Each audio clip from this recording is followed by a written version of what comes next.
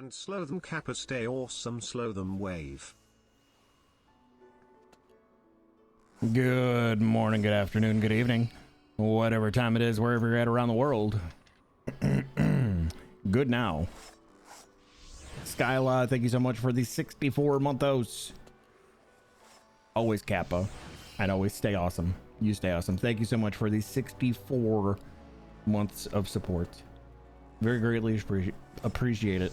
Words are hard. Hope you are doing well. Hope everybody is doing fantastic. I am fighting off a headache at the moment, but there is a weather system that is coming through. Fortunately, it looks like most of it is going to go north of us, but I can still feel the effects. My head's give me a little head kebab. Head bob? Head kebab. Odd job. There we are. Hello. Hello. So crazy to think about. What, 64 months? It's a long time. That's like 64 months. Idling camera. I've been playing with the idling camera recently, and I've noticed it has very weird things that it likes to focus on. Like with where I'm at right now in Limsa, it has a tendency to focus on minions. I'm in Hawker's Alley, like standing in front of one of the market boards. And for whatever reason, it likes to focus on minions and apparently butts. The idling camera is a pervert. Idling camera is a degen.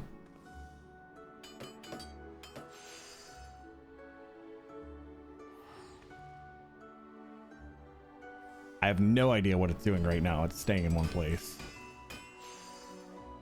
I don't think I paused it. Oh, I guess it was paused. Maybe when I clicked into game. Yeah, here, I don't even know what it's doing.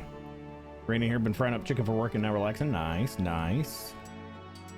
Yeah, there is a storm system. It looks like a pretty nasty storm system, but pretty sure it's going to pass mostly north of us here. The very, very south end might, like if it flares up later, it might hit us. But for the most part, it's moving more north than it needs to hit us. Oh.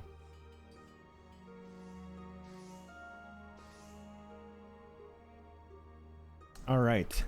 We got lots of things to do to get into. First and foremost, we got to do all of our normal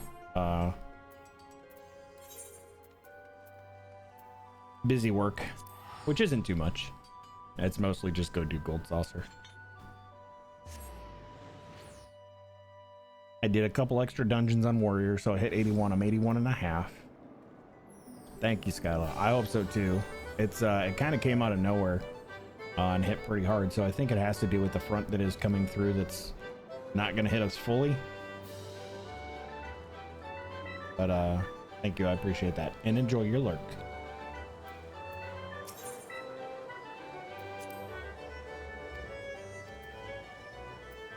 Hello? Oh, did I do this already today? Yeah, I was playing this morning before I went over to my sister's. Okay, I guess I don't need to do that, which means we can go to Mordona and we can hop right into it.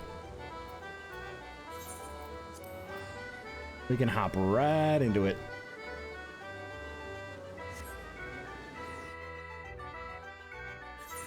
I'm having some crazy deja vu right now, too. That's wild.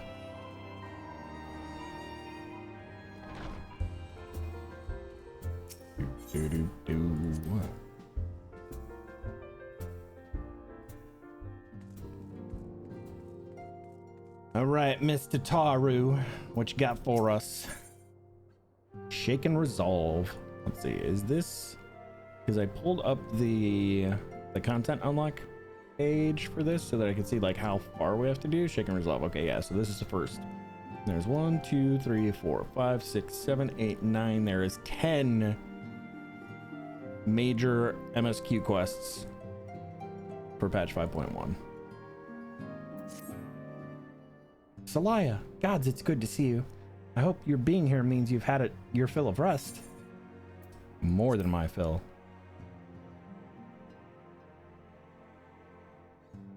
Well, you've certainly earned it.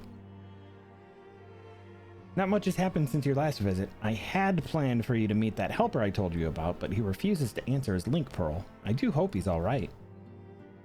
We've been exchanging messages with the Eorzean Alliance throughout, though. They say the fighting has finally stopped at the Gimlet Dark, and the Empire's shown no sign of movement. Which means we might actually have a moment to ourselves for a change. And seeing as you're back, maybe you could tell me more about your time in the First? Great. Oh, and if you don't mind, I'd like you to ask Flahamin to join us. She'll want to know what happened to Minfilia, and I think it's best she hears it from you. We'll meet you on the terrace in the House of Splendors.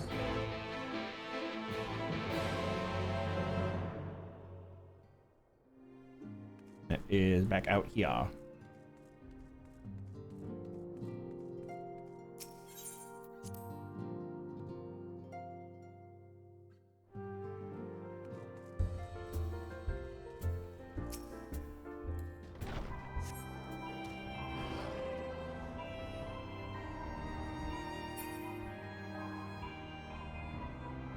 I mean, they're upstairs.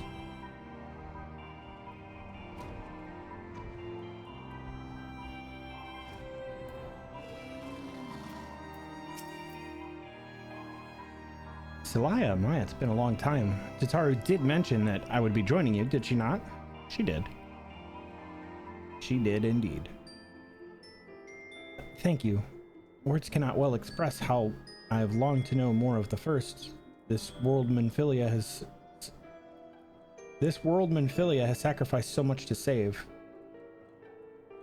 But come, rest your feet. Tataru should be arriving shortly.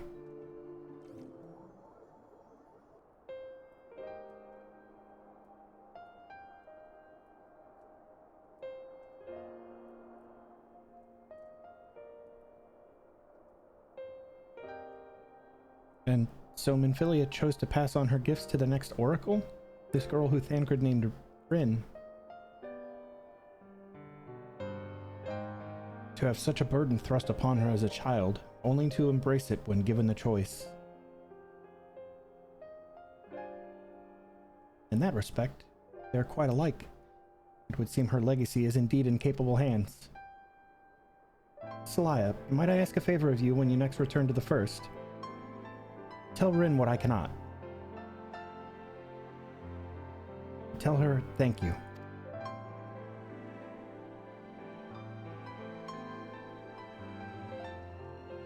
And I would offer thanks to you as well for staying with her to the end. Begging your pardon, but could I have a word?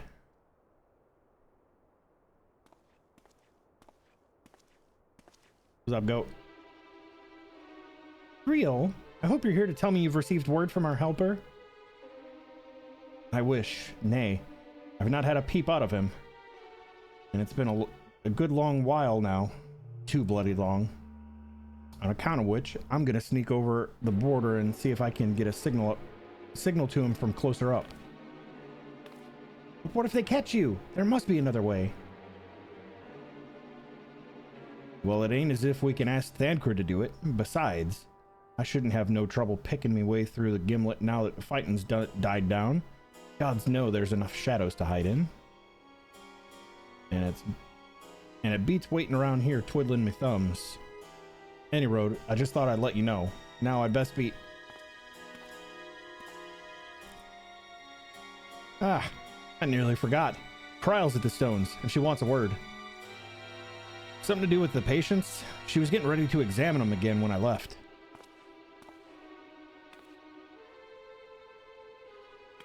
We'd best head back then. I'm sure it's important. Hi.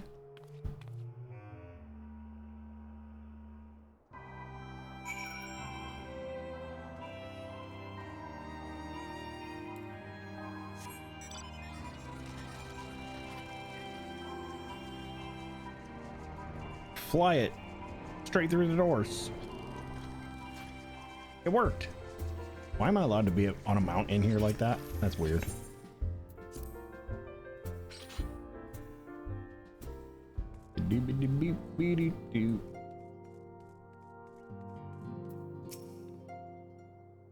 It seems she's still examining them. Oh, I do hope it's nothing bad.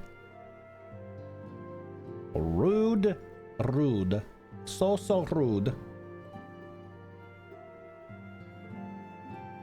What do you think they're doing in there? I don't know. I hope everything's okay, though. Oh, here they come. Shh, stop talking about them. You're here. Good.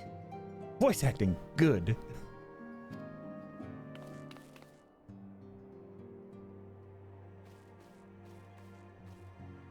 So, how are they?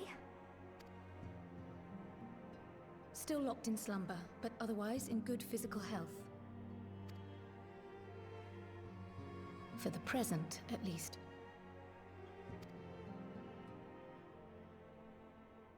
For the present? Oh no, is something wrong with them? I'm afraid there may be. I summoned you after detecting faint signs of instability in Thancred's corporeal ether. But subsequent examination suggested all 5 might be affected. And when I examined them just now, my fears were confirmed. Tellingly, the degree of instability varies between them. Thancred exhibits the most notable signs, followed by Y'shtola and Urianger.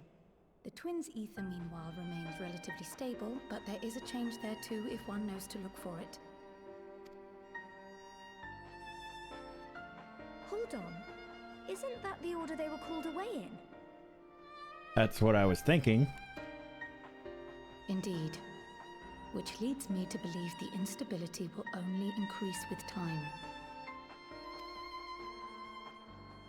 Though I can but speculate, I fear this may be a symptom of a weakening link between body and soul.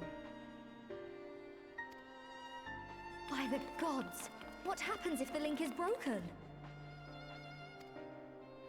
I cannot say for certain. This is all unknown territory to us. Yet whatever happens, it cannot be good.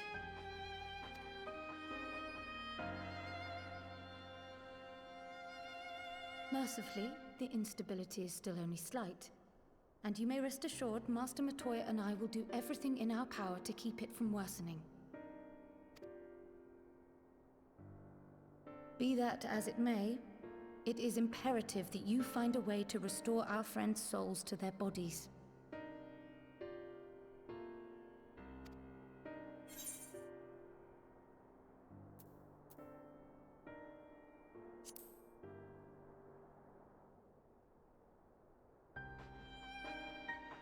I realize you've only just returned from saving 2 worlds, but time is not on our side. But where's she even supposed to start? We had the greatest minds in the realm hunting high and low for an answer, and they ran out of places to look.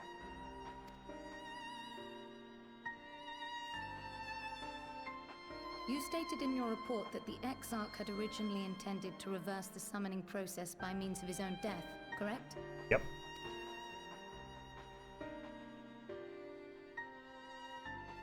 Raha always was a reckless young fool, ready to die for the first righteous cause that came along. His plan might well have worked, but I, for one, am glad he never had the opportunity to see it through. Even if it does mean our friends must remain stranded a while longer. There is another way, I am sure of it. And the key lies with him, with the Exarch. Pray return to the First and apprise him and the others of the situation. We, meanwhile, will do what we can from here. And, if the fates are kind, we will have good news to share upon your return.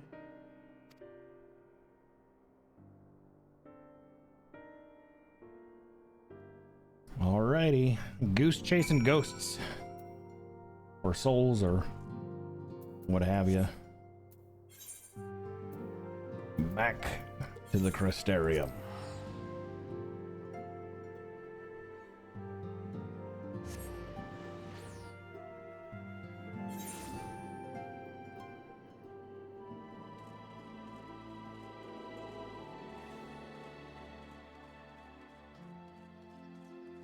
We must question the Exarch. What you got up your sleeves, Graha? Hopefully more than just your blue crystal stone arms.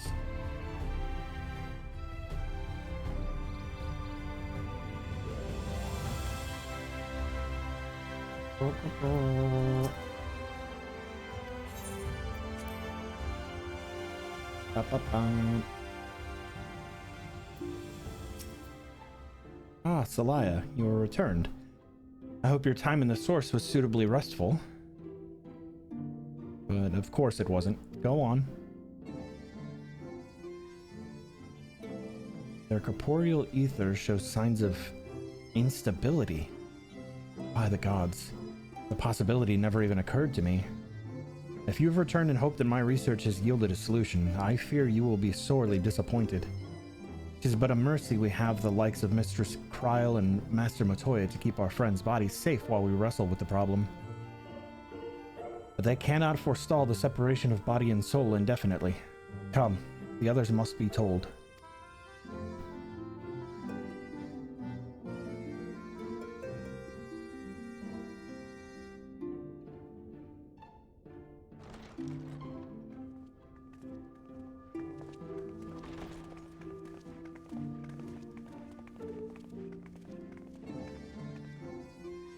Where's everybody else?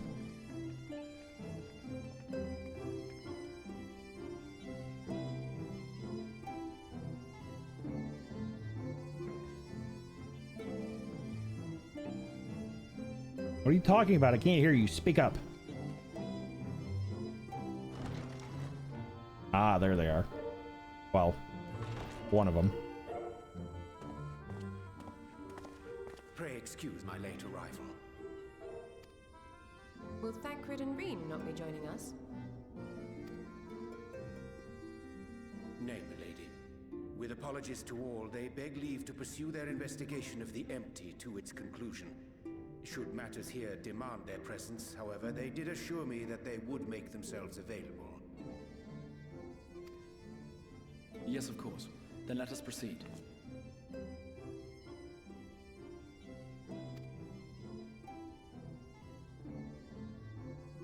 I think it best that you begin by providing a summary of Mistress Kryl's findings.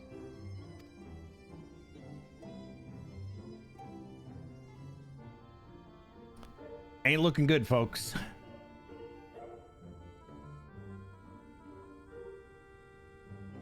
I suppose it was only to be expected that some change would occur. Yet our souls seem unaffected, to my eye at least. She is so much louder than he is. How long they will remain so is another question. Kryl is right. It is imperative we find a way to return to the source. Perhaps an explanation of the method by which I brought you here will yield some inspiration. And you're just now thinking of divulging this to us. Ere I begin, it must be noted that I am by no means a gifted mage. In order to employ powerful magics, I must rely upon the Crystal Tower and its boundless reservoirs of energy. The magic that summoned you was no exception. 'Tis a singular spell, adapted through painstaking effort from the technique that transported me to the first. To use an analogy, it works by cutting a hole in the fabric of reality. A hole tailored to the object of summoning, through which it and it alone may pass unscathed. Well, then how did you, if that is the intention and the way that it's supposed to work, how did you end up pulling all of my friends through before getting me? Though I succeeded in creating said hole, I failed to latch onto my intended target. Instead of you, the spell found those close to you, and ended up summoning them in their incomplete state.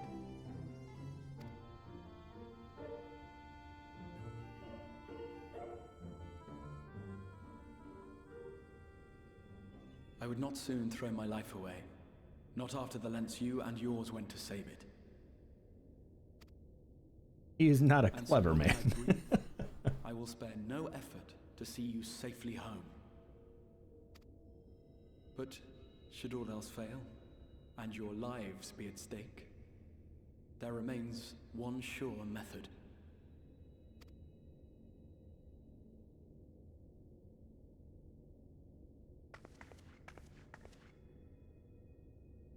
Oh. What was that for? Because Alize has no intention of letting you do that. How can you even entertain such thoughts? Yep. You owe your life to the Warrior of Light, and you don't get to die unless she says so.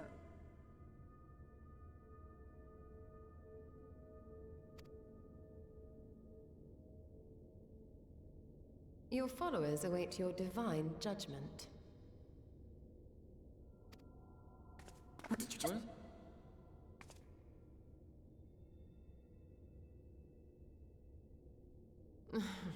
If the two of you have finished, perhaps we could return to our discussion? Mommy made a joke. Rather than dwelling upon the multiple failed attempts at transference, I think it would behoove us to focus on the solitary success.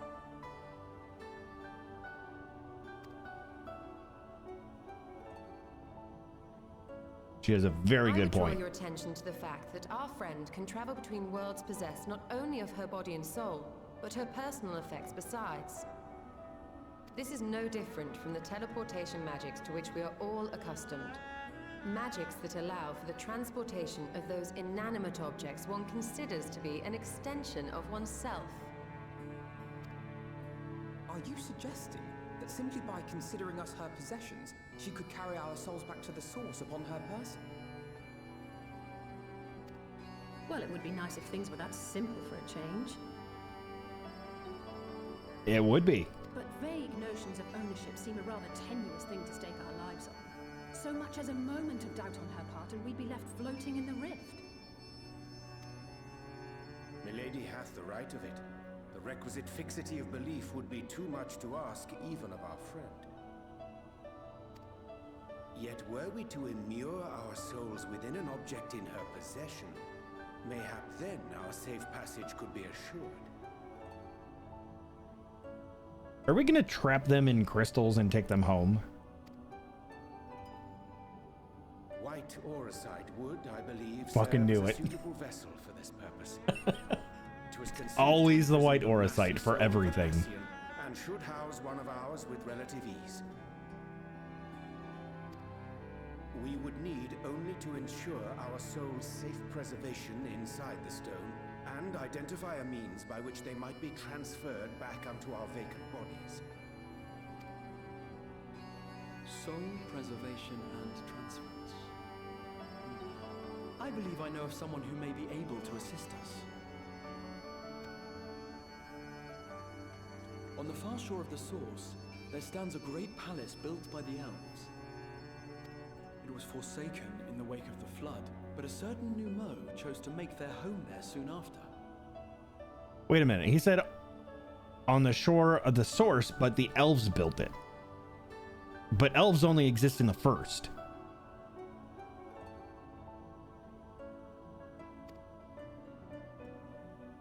Though they have long lived as a recluse, they once occupied a place of honor in Verbert's royal court, and it is said that none in all of Norvrant is more knowledgeable than they on matters of the soul. Well, I've no objection to seeking a helping hand, but if they've gone to such lengths to hide themselves away from the world, what makes you think they'd be willing to lend us one? A worthy question. Years ago, I myself tried and failed to solicit their cooperation in the battle against the Sin Eaters. No sooner had I begun to make my plea than they unleashed a swarm of their familiars upon me. Unlike me, however, you have curried favor with the Fae folk. By that merit alone, I am hopeful that they would grant you an audience. I think we have a little bit more than favor with the Fae folk at this point. They may still be inclined to turn you away, of course, but if their knowledge might feasibly facilitate your return home, we have to try.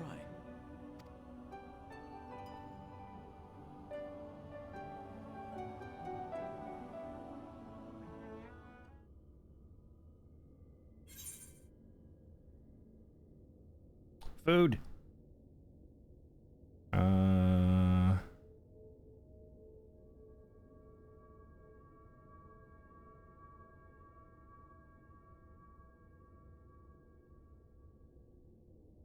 don't like any of them.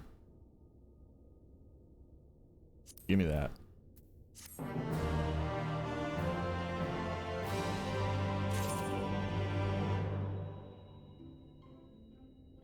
Dang it, chat. Hang on. Give me a second. I was cleaning up my room and getting garbage out, and I need to grab another little plastic bag from my garbage over here. Uno momento.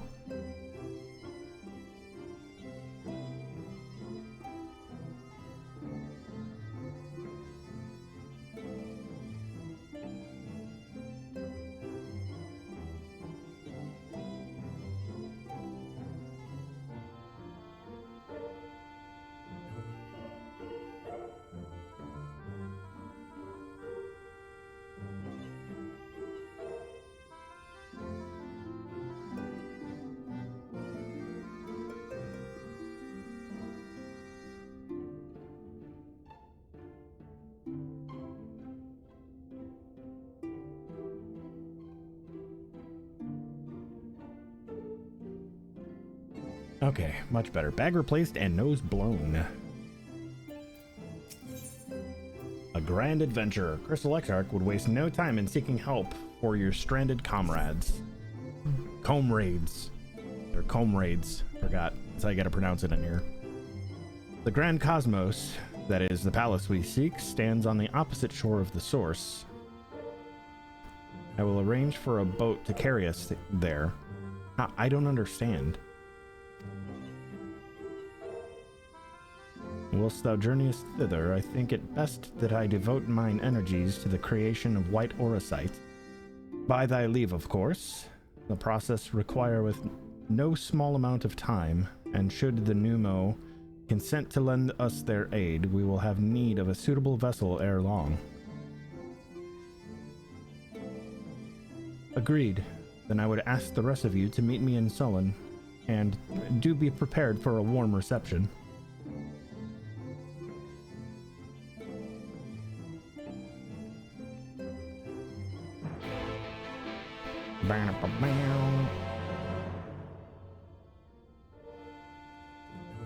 Bye, Oriage.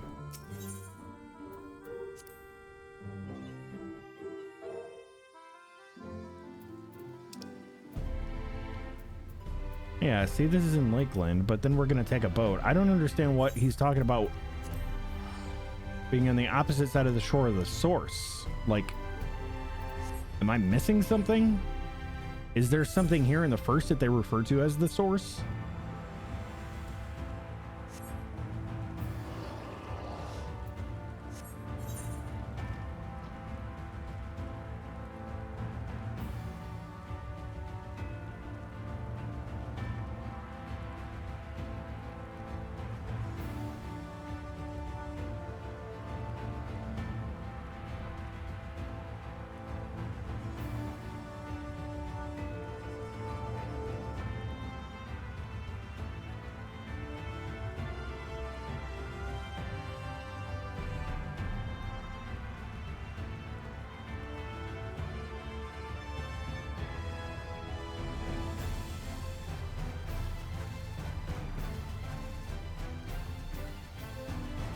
I really do like all the purple trees out here.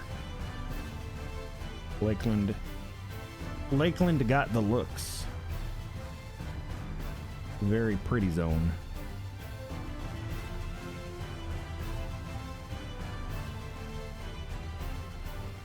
Perfect weather for a ship ride.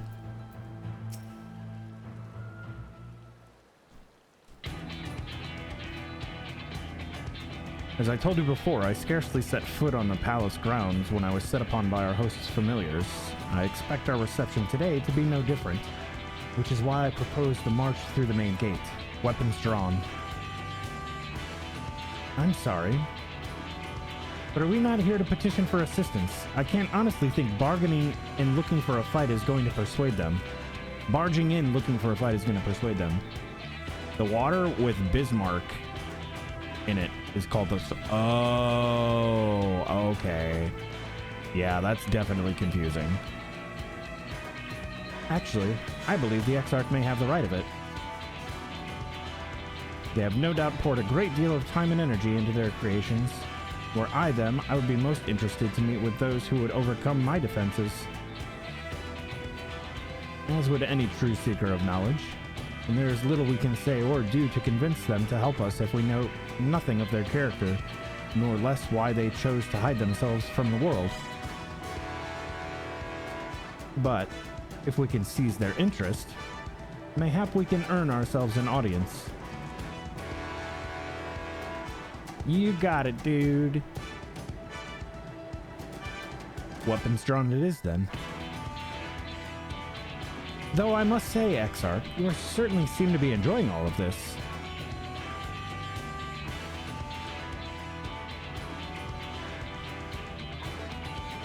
Do I? Well, I will not deny that I enjoy the thought of fighting alongside you all rather than pacing about inside the Crystal Tower. You both seem to be in rather high spirits, if you ask me. Not that I'm surprised. Your moods invariably improve when Salaya is around. What exactly are you implying? She averted a calamity, and the light which seemed destined to consume her has been extinguished. It is only natural that we be pleased to see her. Yes, well, you will have plenty of time to celebrate her good health after we finished here. Yeah, you tell him, Mommy. Of course. Then let us proceed to the palace.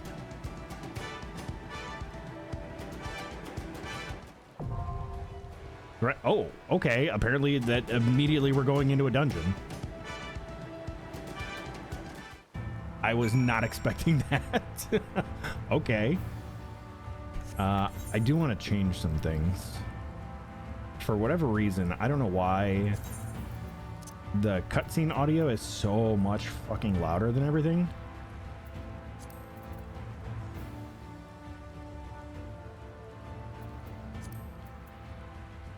Okay, 45. Let me change my macro. That's on.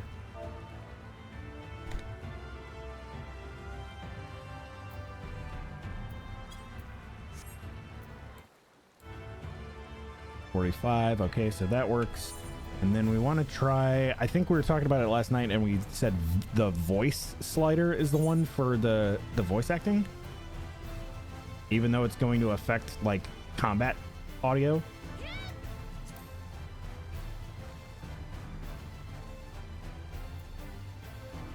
Self-party other NPCs. Yeah, because there's no other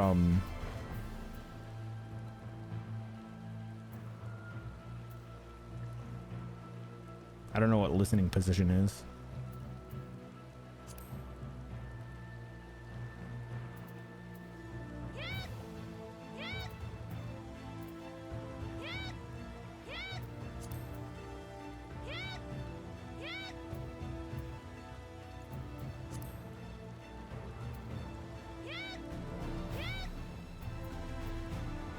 It doesn't do anything. Determines whether the audio cares about where your character is or the camera is. So I should want this always at my character. Maybe that's why the voices are quiet sometimes.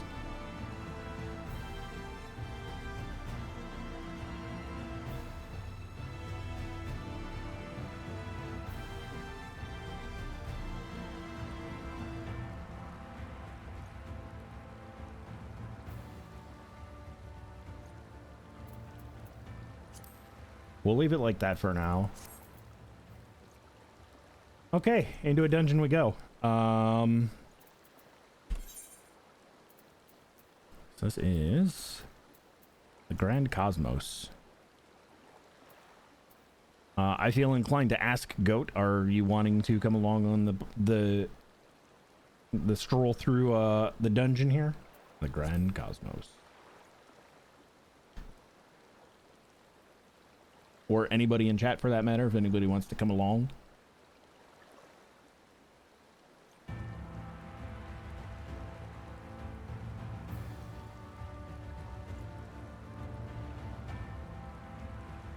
Well, I'm not trying to like strong arm you into going. I'm just offering it up. You went through almost everything with me yesterday. Just figured out an offer.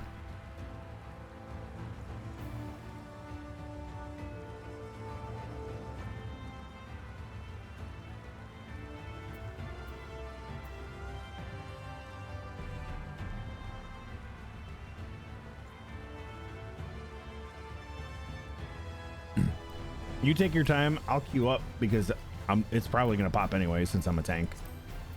And then if you're on and you want to come through on other stuff. Oh, I did buy accessories, by the way. I found out why my dancer gear was so high and my warrior gear now matches. I bought all the 515 stuff off the market board on the dancer.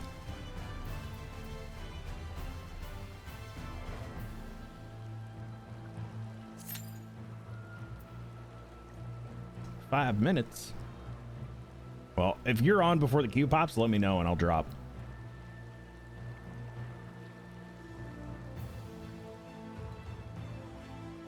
I'm not necessarily in a hurry. I don't know how long it's going to take. I would like to try to get through 5.1 today.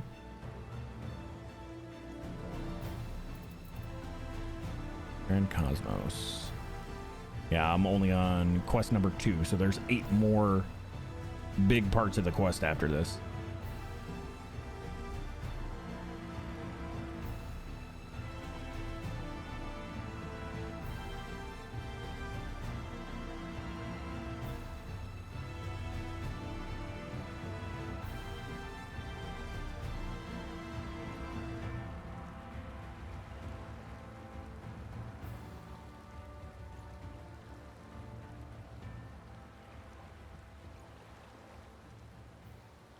What happened to all the healers? Where are all the healers at now? I used to have, like, regardless of what I queued for as a tank, like, my queues were always instant. And now I feel like everything is always waiting on healers. On strike. Why are the healers on strike? Did I miss something? Do I need to go watch, like, some YouTube videos or something? Why are healers striking?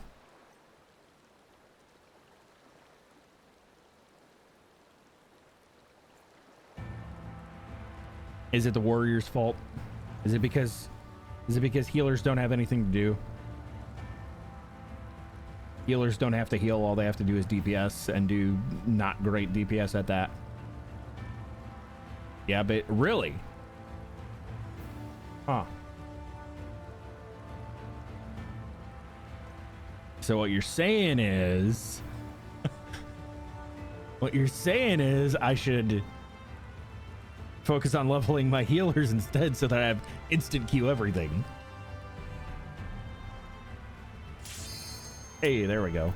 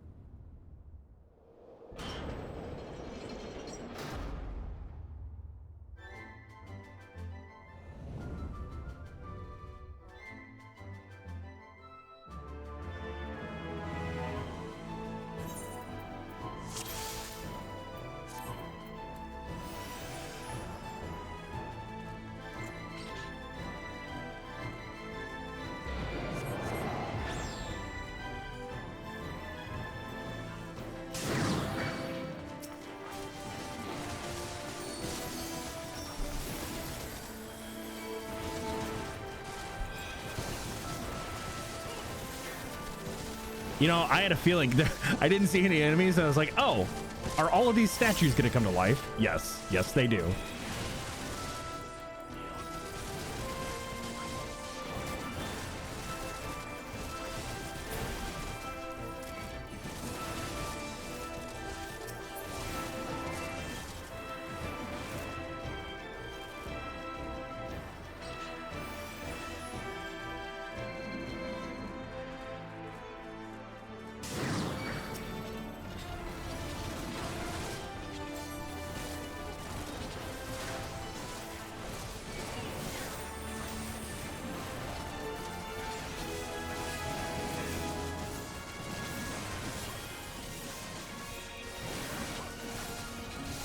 I'm assuming this is where they really started nailing down the wall-to-wall stuff. Because, like, we're very much forced into only being able to pull so much here. Like, it's not letting me go further than this. And yep, there's the door opens.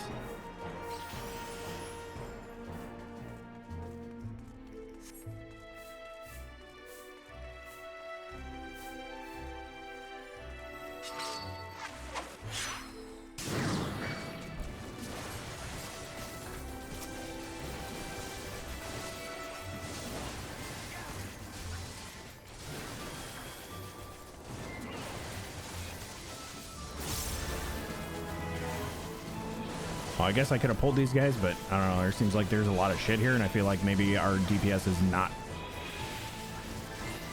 as optimal as it could be. Or these things just have this much health, and we really should only be pulling this one pack.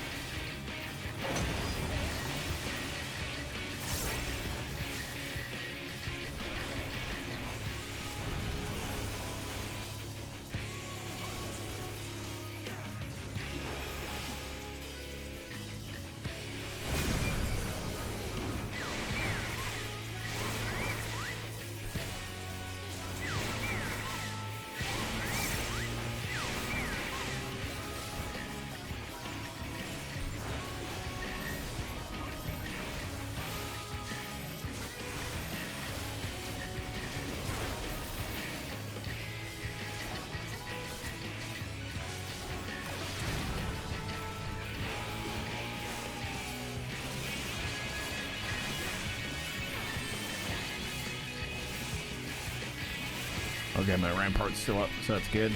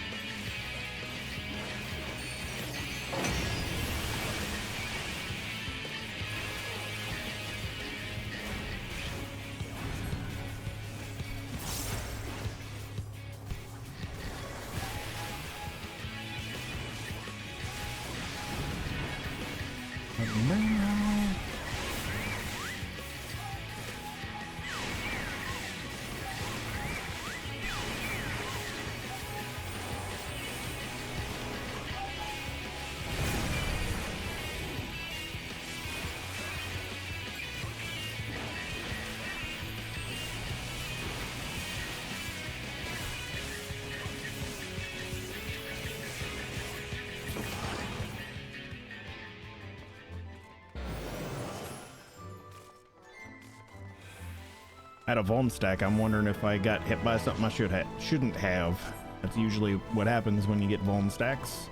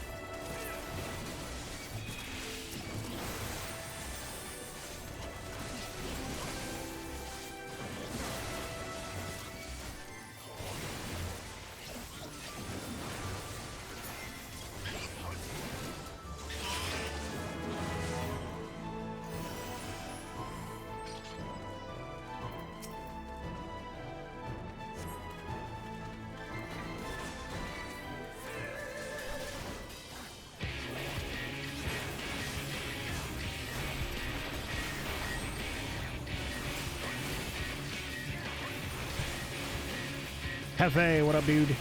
How are you, man? Good to see you.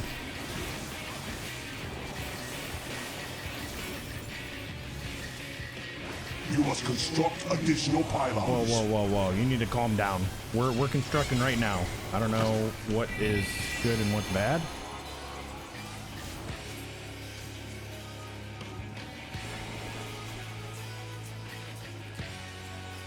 Oh, we have to hold the seeds. Oh, that's okay. That's gimmicky as hell.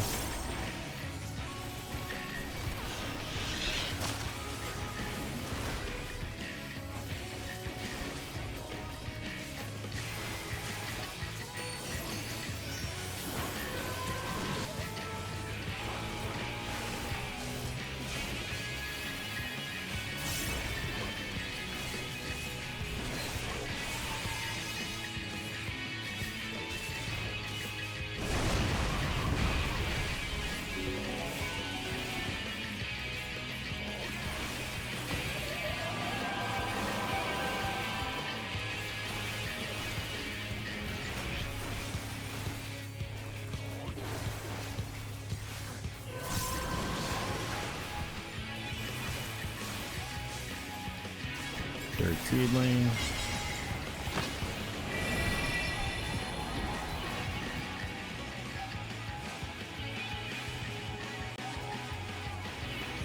Get it.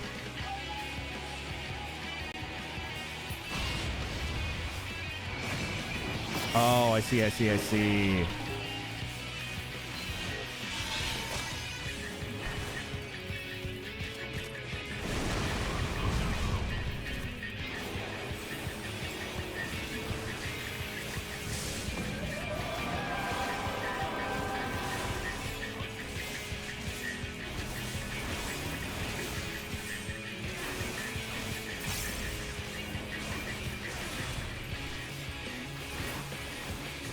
Get fell cleaved.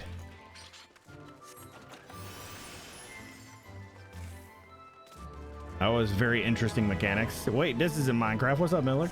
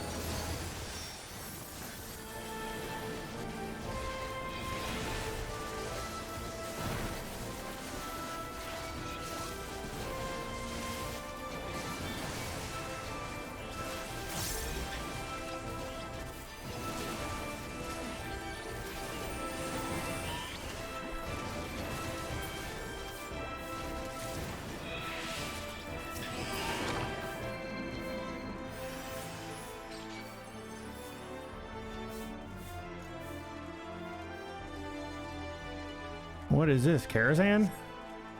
You got ghosts in the kitchen?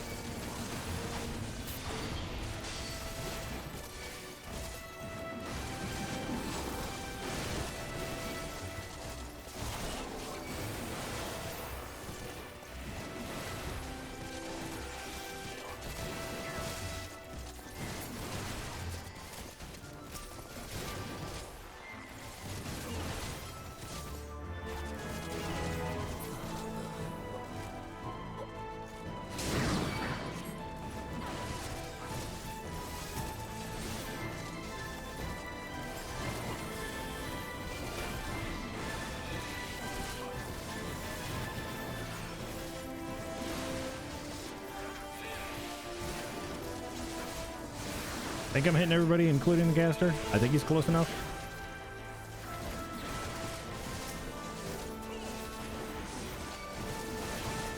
Maybe I wasn't.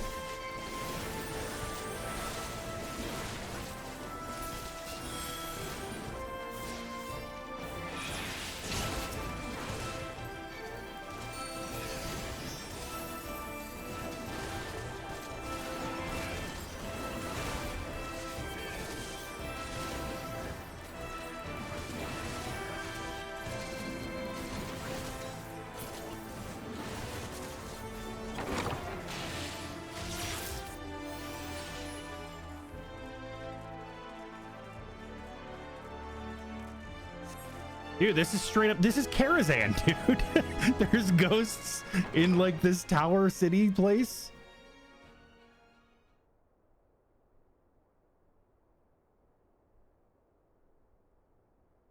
You have sullied these halls long enough. Come, Lungus, our guests, yet want for company.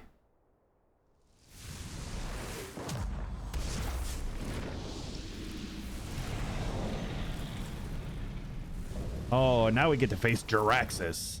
I mean, Lungus. The insatiable flame. Bum, bum, ba, bum, bum, bum, ba, bum. All right, we're running in. 3, 2, 1, go.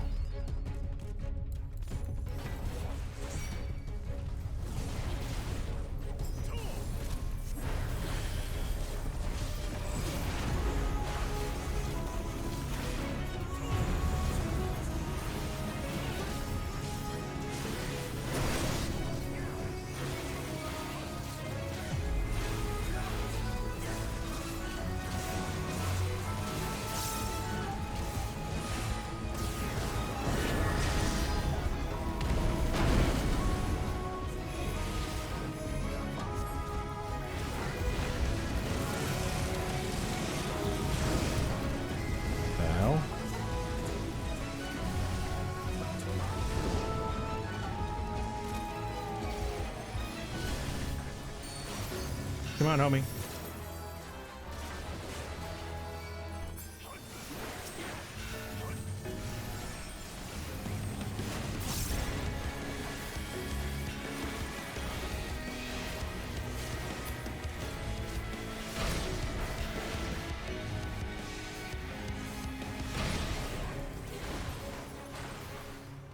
I see, I see.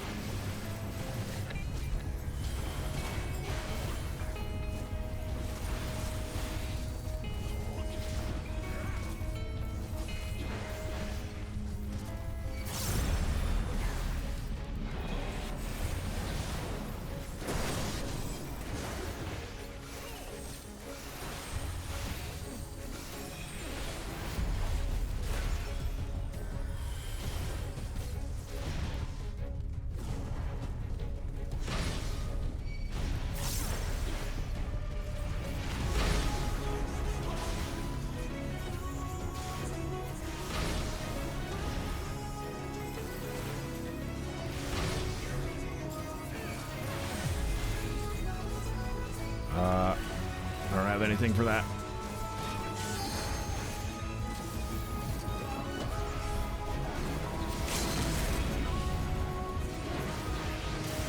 Yeah, literally all my mitts are off on CD right now.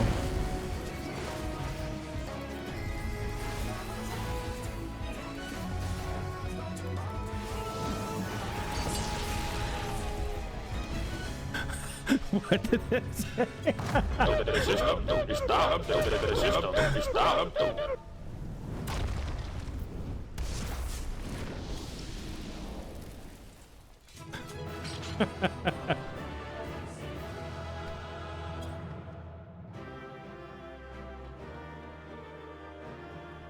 What's up, Big Al? How you doing, dude? Oh my God, flashbacks. What's up, Osmodius? You know, I'm really, it's hard to read anything that you put in your first comment when you come in. Oh, Mage is the only one left. It goes to the bun girl. Thank you, Mentor. Ooh. Hey, we got it. Oh, these are actually upgrades.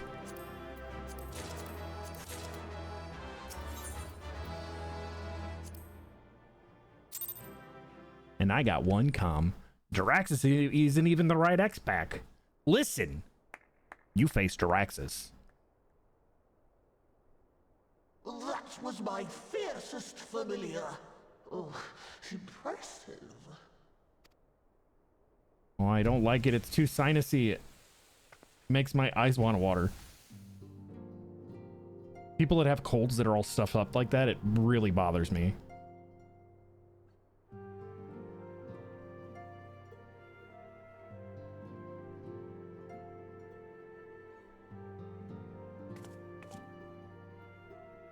Backlogue, 'tis good to see you again after all these years. And judging by your vigorous greeting, I dare say the feeling is mutual. Voicing. To be sure, a simple shake of the hand would have sufficed by way of welcome, but I shan't complain. At least so far, the voice lines are a little bit louder, which is nice. But you must be wondering as to the purpose of our visit. We come to beg your assistance in a most urgent matter.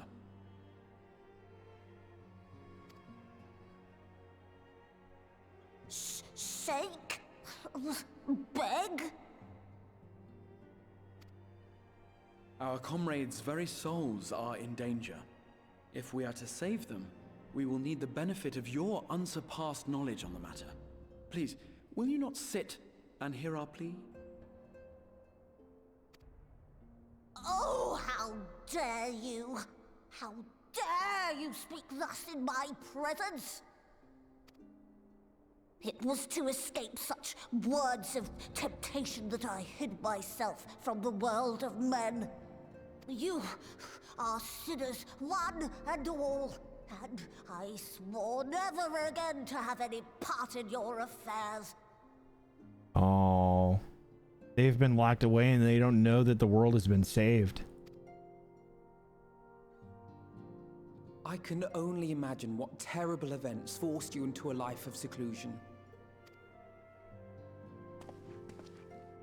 But I know that the Numo are a good and noble folk. It is not in your nature to turn a blind eye to the plight of those around you. And in treating with us, I am certain whatever mistrust you feel for man will begin to heal.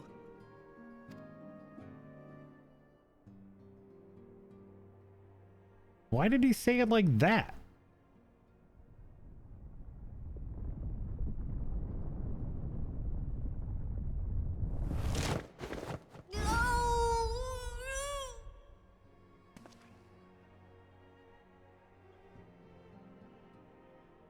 If you will not be satisfied, I suppose I could listen. After all, there's no harm in just... No, I mustn't. Not again.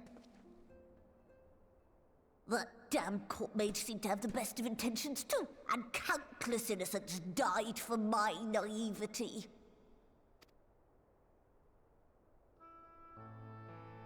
Oh, you know not what you ask of me, what horrors my knowledge has wrought.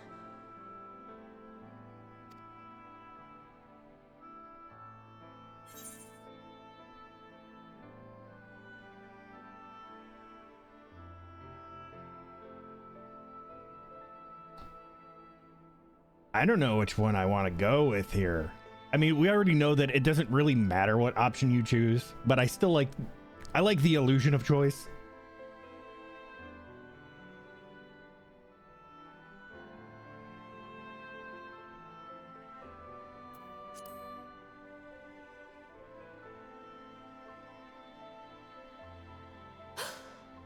You know of the plague? Of course I know of the plague. You know how dangerous soulcraft can be.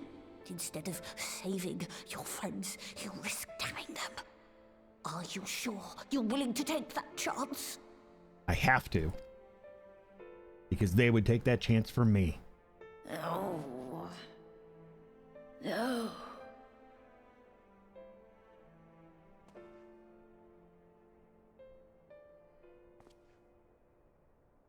Beklug is torn. Oh.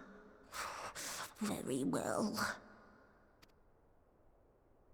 I will hear your petition, but that is all. And I expect fitting payment for my troubles. Payment? We just put on an awesome show for you. Commensurate with your contribution to our cause. No more and no less, I promise you. With that settled, might I impose upon you to join us at the Crystarium? I'm afraid the nature of my friend's predicament calls for absolute secrecy.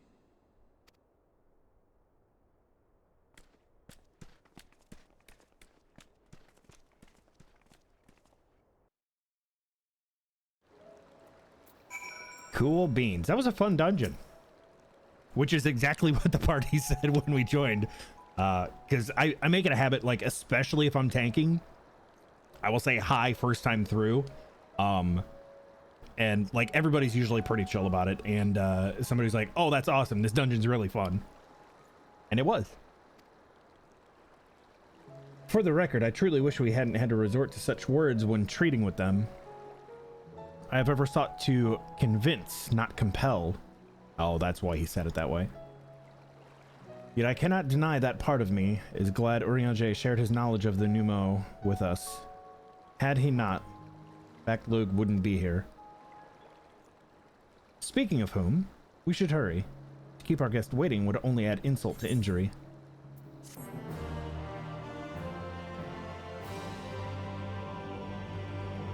You may now enter the Grand Cosmos with a party of NPC avatars.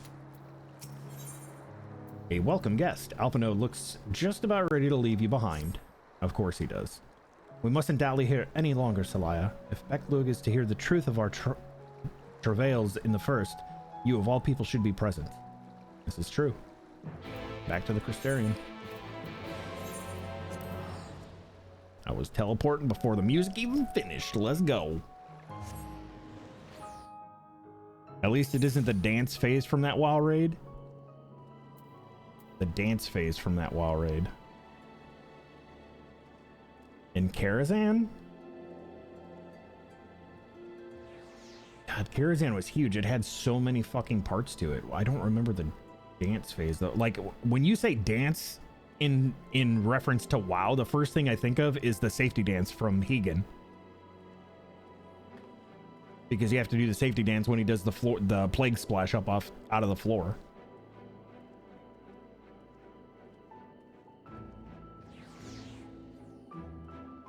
And then there was the theater part. There was a boss in the banquet hall, but I don't remember it being a dance.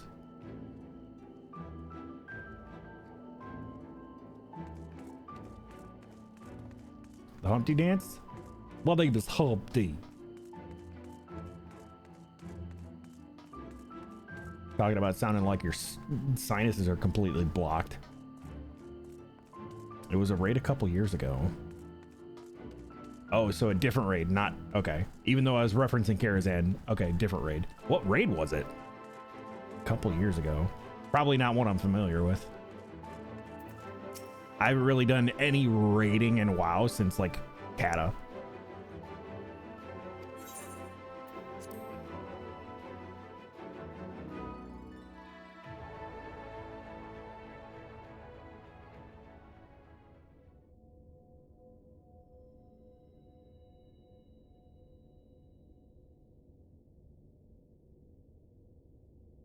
It's been a while. I forgot how much cutscene stuff post-patch content has.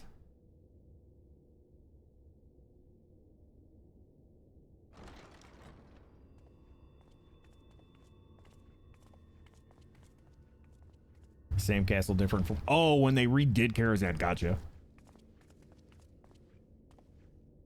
I'm sorry. You mean to tell me not only that the return of night was your doing, But that you hail from another world as well? Yeah, it's a bit unbelievable, I understand. Everything we told you, of the source, the shards, the 7 umbral calamities, all of it is true. I realize how fantastical it sounds, and I would not blame you for doubting our testimony.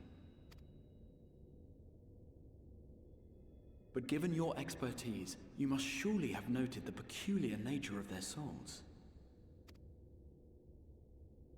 Any other time, and I would have dismissed your stories as balderdash and flummery. Balderdash and flummery. On closer inspection, 'tis plain their souls are far denser than is normal, and that they do not possess true bodies.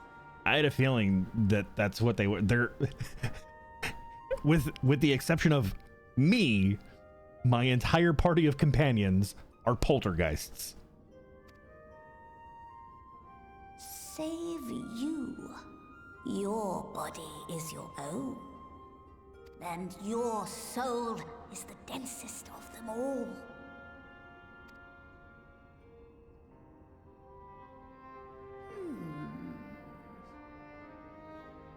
As I said before, were it not for their heroism, the skies over Norvrant would still be awash with light, the realm yet at the mercy of Vorthri and the Sin Eaters.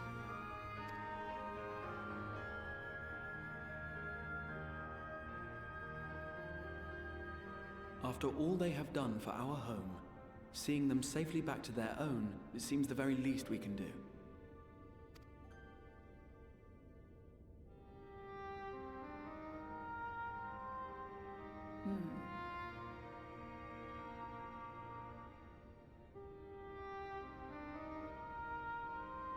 Your tale is intriguing. Yes, very intriguing indeed. Simply to hear it is fitting payment in itself. As for your friends, I can but agree. Their valorous deeds on behalf of Norvrant are deserving of recognition, of their own fitting payment. You will help us then? I will. I would see my knowledge put to good use for a change. I do have one condition, however. I am not the spry young Numo I once was. As such, I will require assistance in my fieldwork and testing. Go for quests. But yay, we convinced them. It would be our pleasure. We'll be laboring for our own benefit after all.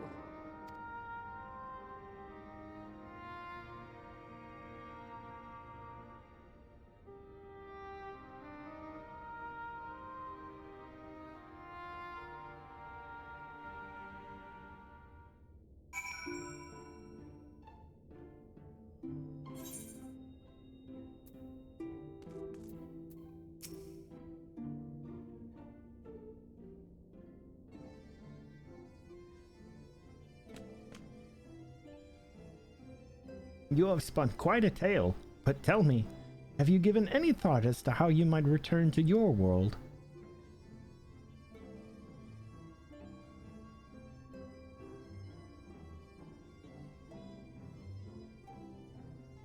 White Orosite, you say? An intriguing proposition, but one which fails to account for the present state of your souls. They have become highly charged, likely as a consequence of having maintained tangible forms for so long. In such an energetic, unstable state, there's no telling what may happen to their souls within the Orosite. They could very well become immutable to transference, never to be restored to their bodies. Then would it be possible to force our souls into a state of dormancy prior to transference? In theory, yes, but the soul is not a candle to be snuffed out and relit on a whim. Well, that sounds ominous. What exactly would rendering our souls dormant entail? In order to maintain a corporeal form, your souls constantly draw ether from your surroundings. This process must be halted, and the resulting surfeit of ether removed. Your minds would ultimately be separated from these faux bodies of yours, rendering you incapable of interacting with the world around you. A cruel fate under normal circumstances, but one which will be rectified upon your return home. Leaving lifeless husks, like those poor souls at the inn at Journey's Head, corrupted by the Sin Eaters, their ether made stagnant by the light. Corrupted? Stagnant? Might I see these unfortunate individuals? Why? Do you think you might be able to help them? I might, or I might not, but I shan't know for sure until I've seen their condition firsthand. Then I would be glad to take you to them, on the understanding that you wouldn't do anything which might increase their suffering. It was my faith in man I lost, not my compassion. Well, I see no need for all of us to accompany you. While you escort our guests to the inn, I will assist Oriange in creating the requisite oversight. I believe my talents would be better applied to that endeavor as well. Might I leave the three of you to assist Beklug as necessary?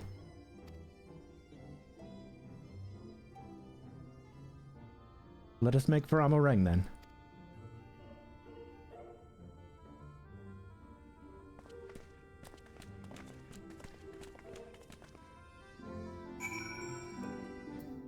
Okay.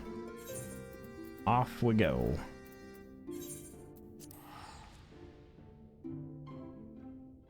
I thought we were gonna be like running errands, but we're just, this is teleport here, teleport there, escort quest. I see a fellow FC member. It's Carl. Hi, Carl.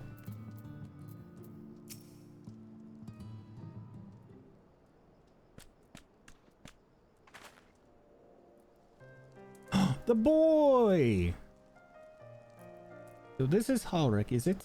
Yes. His etheric balance leans perilously toward light.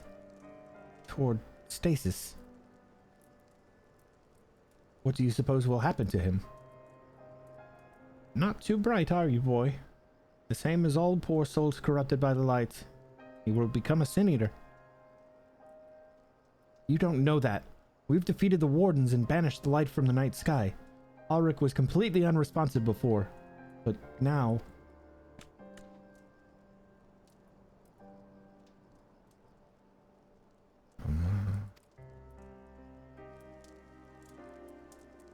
Then, perhaps there is yet hope. If I may, there is a treatment I wish to administer to the patients. What sort of treatment?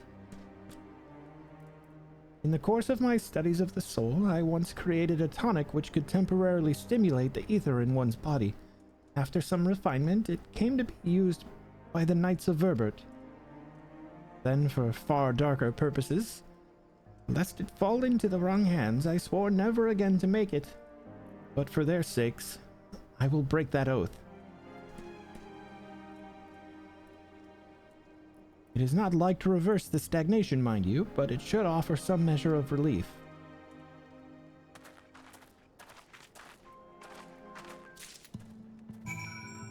Now we get to do the runaround.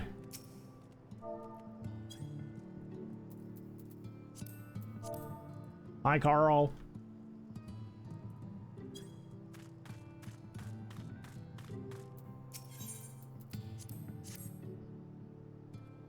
Oh, we're just administering tonic to them? Okay. Toddin stares blankly at you. It would seem the tonic has had no effect.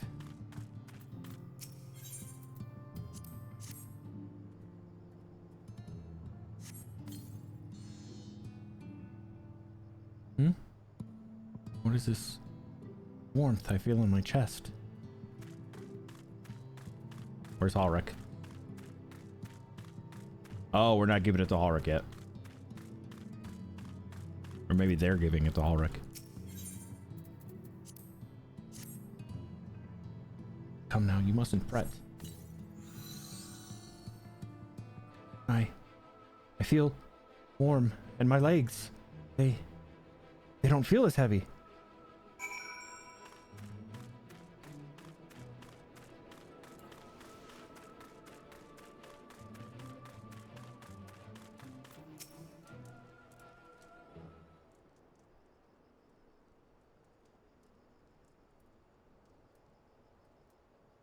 Now then, have you noted any change in the patients?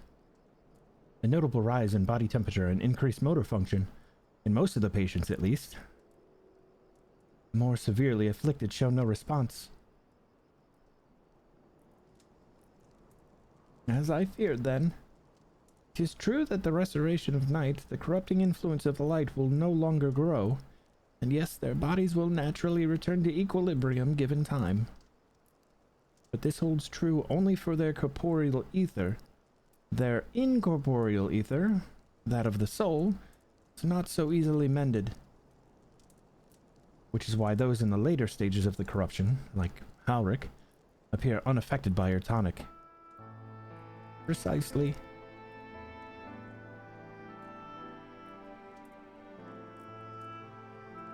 The boy's soul is too far gone, his mind held together by the finest of threads. There is a chance he may one day recover, of course, but it could take years, decades even. By the gods, he could wake to find himself an old man. A fine reward for persistence. The opportunity to mourn the life he never had a chance to live. No, there must be something we can do. Look, I realize this is not where we were petitioned your aid, but do you think it possible we can find a way to hasten their recovery? Maybe. Nor do I think it impossible that in treating them we might learn something of relevance to your own predicament. Food.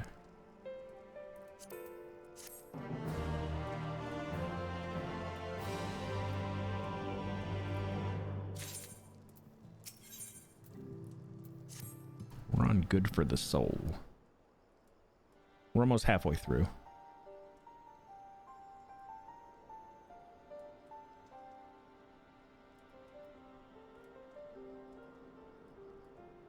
I suspect the Crystal Exarch has told you of my past, that when I was once a mage of the Royal Court of Verbert and that the soulcraft was my field of study. The tonic you administered to the patients here is one of the fruits of my labors. I hope to do great things for the kingdom. But in the end, my knowledge brought only suffering, a plague like the which of none had ever seen.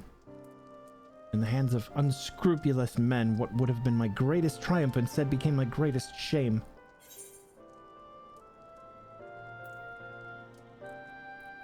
And now you have a chance to redeem yourself.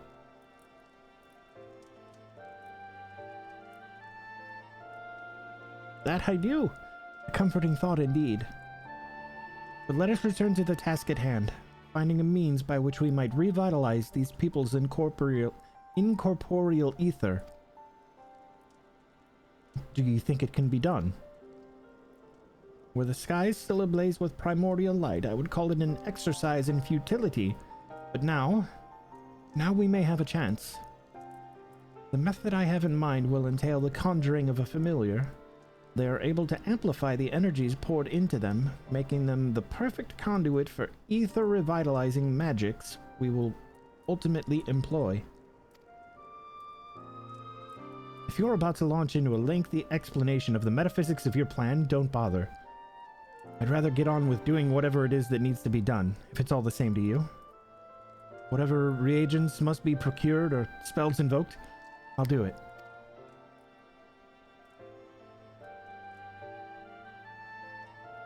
I admire your spirit. Very well. Your first task will be to gather the necessary materials, the purest of waters and finest of clays, as well as a fey lantern brimming with pixie magic. If you're convinced the resulting familiar could help the patients, fine. Alphino, the water and the clay will be simple enough, but I think you know what we'll have to do to get the lantern. You don't mean... The pixies took quite a liking to us before. If we humor them with our company, I'm sure they'll be willing to help us. Fine. We'll pay a visit to Ilmeg, though I never thought you would be the one to suggest going back there. I'm impressed you've been there at all, let alone befriended the Fey folk. Oh, while you're about it, seek out the Numo of Plaeni. They will be able to supply you with water suitable for our needs. Right. Let's get this over with, shall we?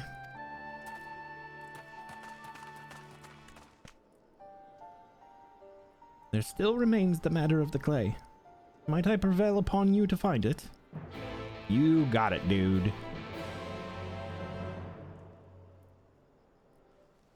Do you want to do a fetch quest? Clay from Amarang would likely be best. Know you anyone who might be able to assist us? Ask the miners at Twine. Scavengers at Mordsuk. I think Jack and Thoth might have an idea. Ah yes, they'll be able to point you in the right direction, I am sure. While you and the twins are occupied, I will see if there is aught else I can learn of the stagnation which afflicts the people here. Okie dokie. We're going to Magnus. Going to Cat Daddy.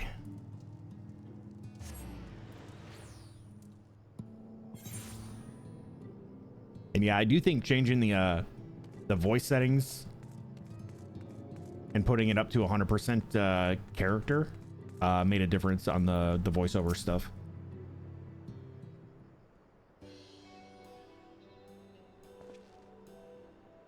Salaya, well, what a coincidence. You've come at a good time. We've just this moment finished repairing the Talos and the trolley you lot took north to Nabatharang. The trolley was no trouble, but the Talos would have been another matter. Had we not visited from Master Chai, he offered us to share leftover building materials from the Daedalus Stoneworks, as well as a few trade secrets to help us along. Clever man, Chai News. He seemed pretty keen on the idea I had putting a giant Talos to work. Like a giant trolley, but Magnus still refuses to see all the good we could do with it. You're entitled to your dreams, jerk, but that doesn't mean you can go harassing our guests with them. Master Chai was just being polite. And something tells me Salai here doesn't come all this way to talk about trolleys. What is it you need, friend?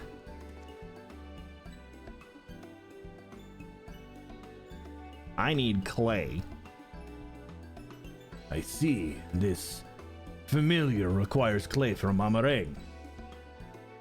Well, look no further. If anyone can find you some quality clay, it's us.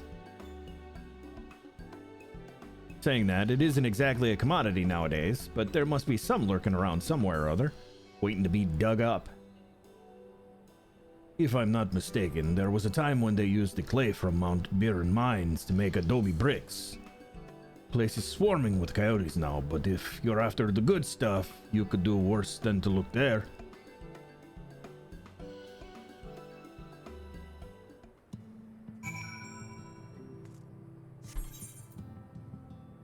We're going over yonder. This way.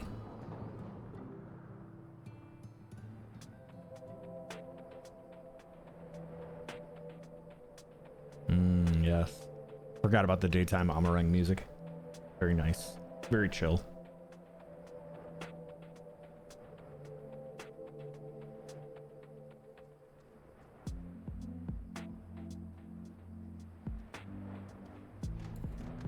That thing is gonna interrupt me.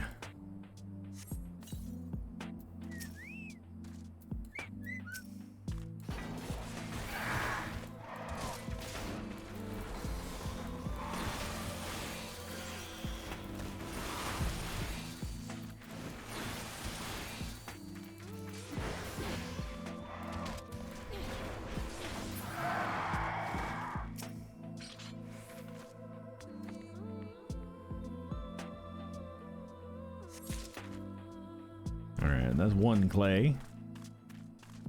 Give me the more. Oh, right here. Gives me the more clay, please. We need all the clay.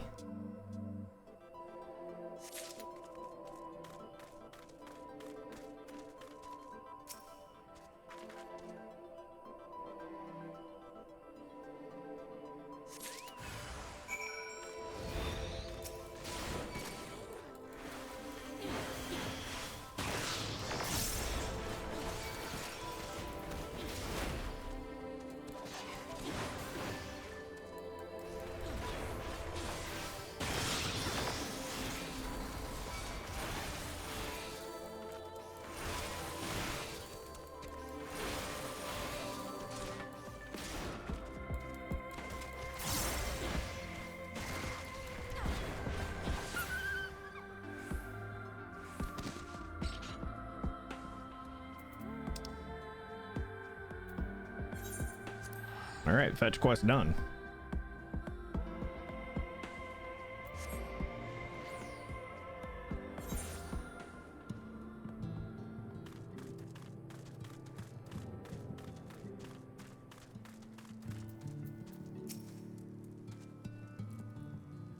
The twins have returned, and in one piece at that. I was convinced the pixies would at least turn one of them into a garden ornament, but no. You have the clay, I take it? I do. Do I? Wonderful. We need but combine the clay and the water, and then heat the mixture with the Fey Lantern. After that, it will be a simple matter of settling upon a suitable form and performing the necessary incantation. Beklug, I have a question. In the event that we have need of this spell, and you weren't around, would it be possible for another to perform the incantation? Assuming they possess the requisite skill, yes. Alric and the others have suffered so much. I swore to do everything in my power to save them. There's a chance this spell could do that. I would be the one to invoke it. Mayhap you should be the one to do so. A deep understanding of the subject's physical state, combined with a strong desire to help them, can drastically increase the magic's effect. And you are plainly more familiar with these people than I. I dare say there are a few in all of Norvrent more dedicated to finding a cure. Is that not so, Celaya?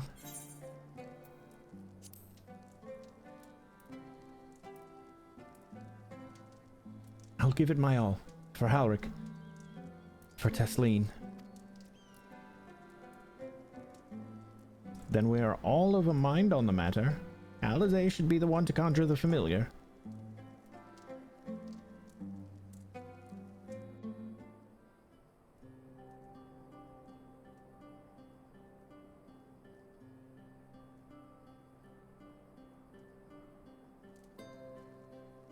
Let us begin. I trust you've prepared the clay?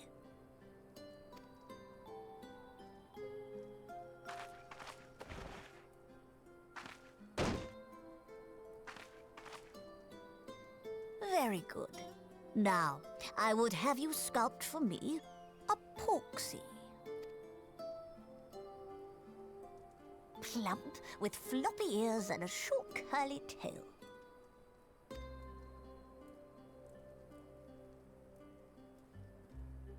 A porksy. I think I know what you mean. Is this Alize's artist arc? Alphina was the artist before her, now she gets to be the sculptor.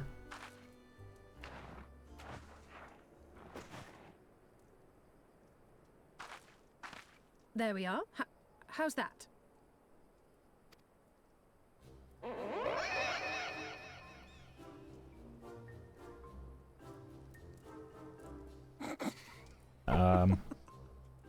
Well, it is certainly creative.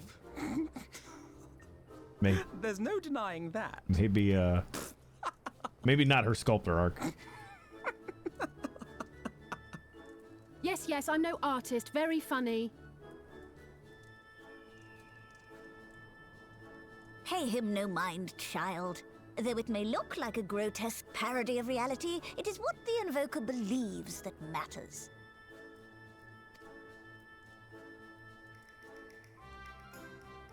You're not helping. But I speak the truth. If successful, this incantation will turn imagination into reality. Which is why the only thing of import is what you believe this figure embodies. You must focus. Hold the Porksy's image steady in your mind's eye.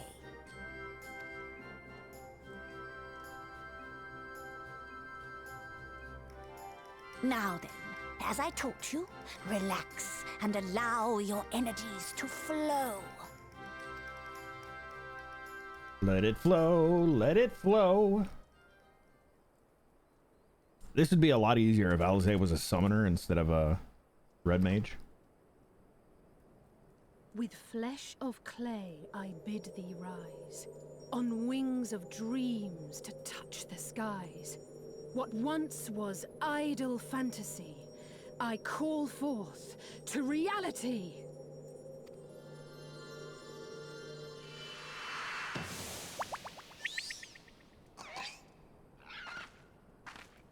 It's cute. Not bad for a first attempt. Now, let us see what can be done for young Halric.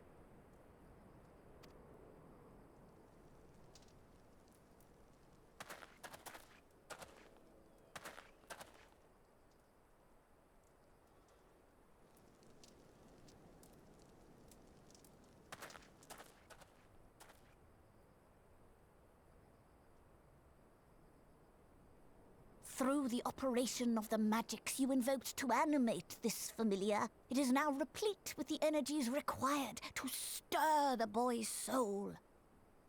Stir it up. You need but give it a name, and it will do as your heart desires.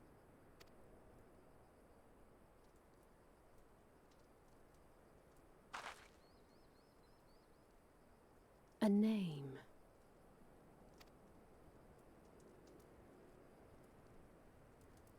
All right, I've decided.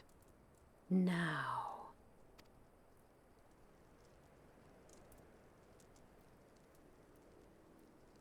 Go, Angelo! Angelo?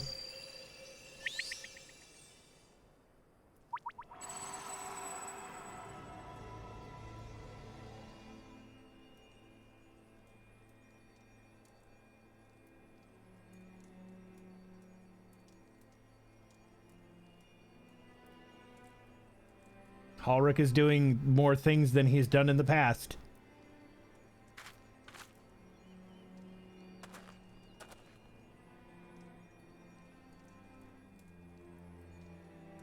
Mother, I...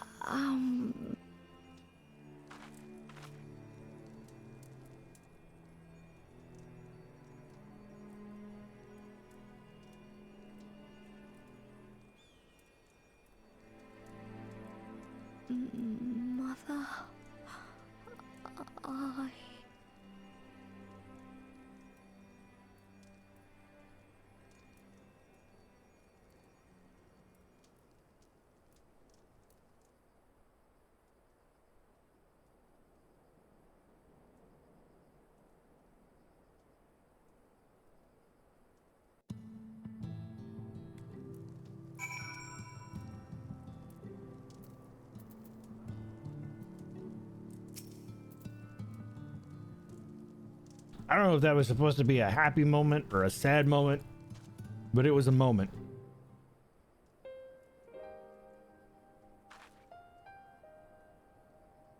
How is he? Did it work?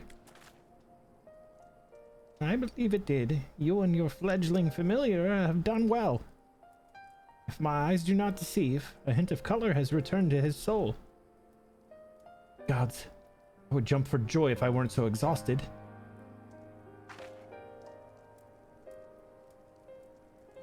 We're so close now, Halric. As you are even now in the process of discovering, this magic asks much of the invoker. What you may not have realized is that the same is also true of the subject. As such, we must proceed with caution. However, with further treatment, I have the utmost confidence the boy will make a full recovery. Observing the reanimation of his stagnant soul has been most enlightening. I will need time to put my theories to proof, but I believe I can fashion a spell to produce the opposite effect. That is, to induce stagnation, thus enabling our safe transport back to the source via Aurosite. A thought occurred to me about this treatment.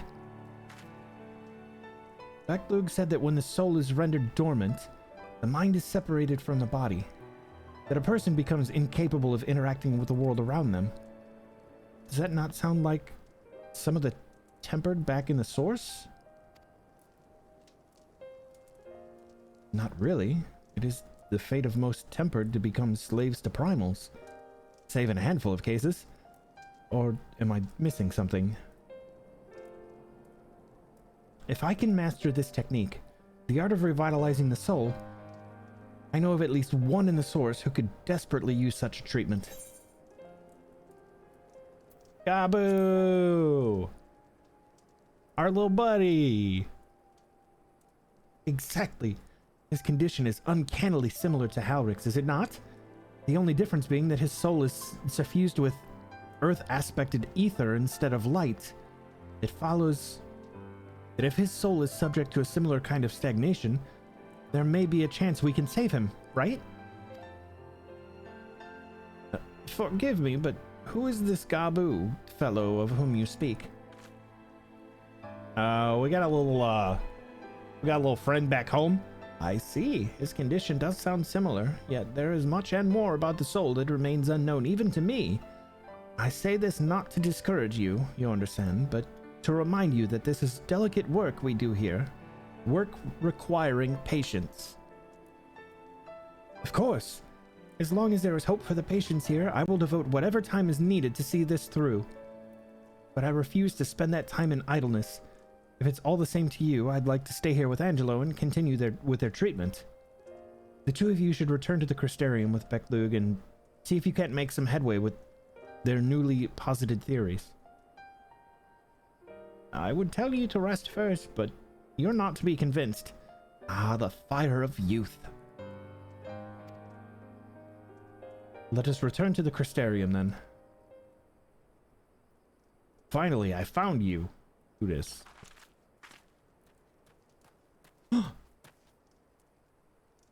Kashir, what are you doing all the way out here? There's trouble back in Yulmore. Lady Chai's beside herself. Sighing, pacing, the whole lot. Never enough begged me to go and find you. Sighing and pacing, you say? It must be urgent. I take it I'll be returning to the Crystarium alone. Go on then. It's not as if I have anything for you to do. Thank you, Backlug.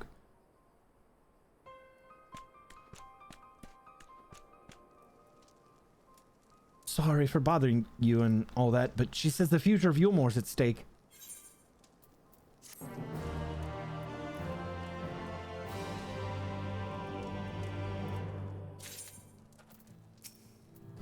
Oh, Kashir. Oh, Rhea, you're in the way. There we go.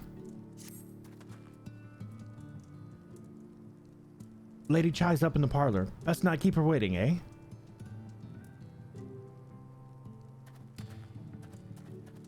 Off to Yulmore. As is with most post-patch stuff, it's go around the world and tie up loose ends. At least in the initial post-patch stuff. The later stuff does a lot of tie-in to the next X-Pack. Well, not here seems out of the ordinary, though I do not see Lady Chai anywhere. Probably pacing around outside again, staring off into the distance and all that. Sighing. Strange. Let us see if we can find her and discover the source of her distress.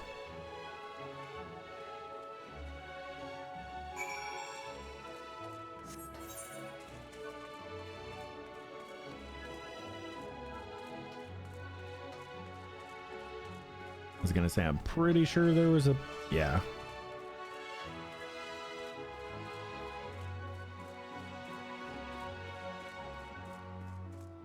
this where we pulled the dude off the freaking balcony?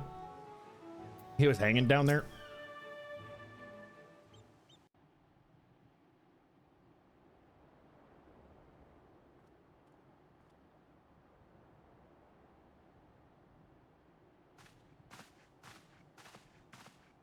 Oh, thank heavens you're here. Lady Chai, whatever is the matter? I knew not where else to turn. Oh, this is all too much for my poor heart to bear alone. Alone? What of Master Chai? But that is the very reason I summoned you. He's gone. What? What happened? He probably got a bug up his butt and started to go work on a new project. It all began after the events at Mount Gulg. With Lord Vorthry out of the way, we all agreed that a new leader must be chosen. And so you held an election? Yes, well, sort of. Not a single person volunteered to stand, you see. After a lifetime of leisure, we free citizens have grown somewhat indolent. Readapting to the harsh realities of life is trying enough, but to take charge of a broken city as well? No one wanted such responsibility. Nevertheless, Yulmore could not well do without a leader, and so we decided that anyone and everyone should be considered a candidate. And after we cast our ballots and tallied the votes, the mayorship fell upon my dear husband. Ah, and he ran away. Well, given the manner in which he orchestrated the construction of the giant Talos, none could deny his leadership qualities. But even before then, he had proven himself at Daedalus Stoneworks, don't forget. He is more than qualified for the role. The perfect choice. Indeed. I told him as much when his victory was first announced. But perhaps I was too forceful in my attempt to encourage him. For shortly after that, he vanished without a word.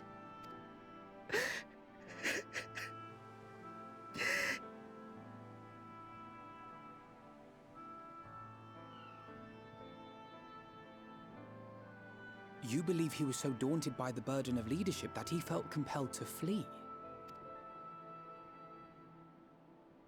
Please, Lady Chai, dry your eyes. Your husband does not strike me as the sort of man who would abandon his duty, much less his beloved wife. There has to be some other reason for his absence. You truly think so?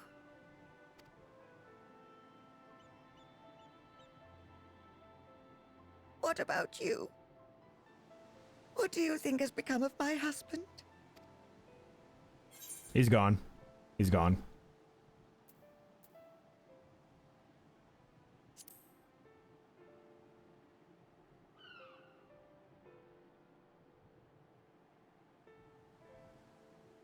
And there you have it, Lady Chai. You needn't worry. Master Chai loves you more than all the world, and he will return. He's probably working on some, like, new Talos project for the city. Wherever he may have gone, rest assured we will find him.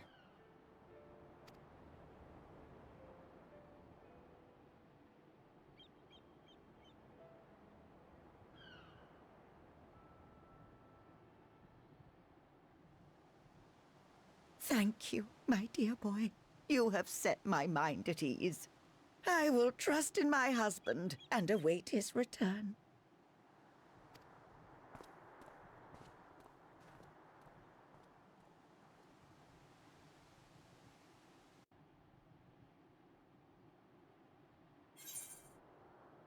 All right, more food. Oh, that one's got crit. I'll take that. I'll take that. Oy, oy, oy. A notable absence For all his comforting words, Alphino is plainly troubled by Master Chai's sudden disappearance.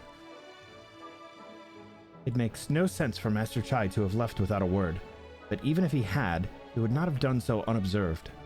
Someone here will have seen something, I'm sure of it. We should split up and inquire as to whether anyone saw him leave, or, failing that, if they have any idea where he might have gone. I will meet you at the Glory Gate to compare notes later on. To the Glory Hole!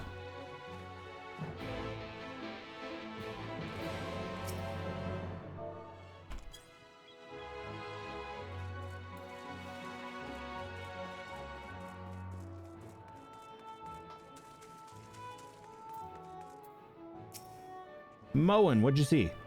Master Chai? Why, yes, I spoke with him recently, though I recall he was in a rather dour mood. Concerned about Yulmore's neglect of industry, you see? Ha! What did I say? He's working on a fucking Talos project for the city. With Lord Vothry's apparently inexhaustible stores of meal and no greater need for money, it's little wonder our businesses were all but forgotten under his rule. But I assured Master Chai that the Boutique of Splendors will do all it can to contribute to the revival of trade here in Yulmore, which seemed to satisfy him. He took his leave soon after. Your exchange with Moen has taught you about the stagnant state of business in Yulmore. Okay.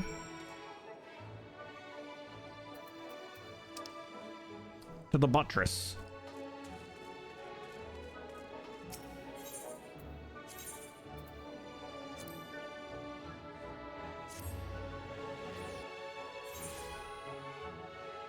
That's not where I wanted to go. We gotta go to the Glory Hole. There we go.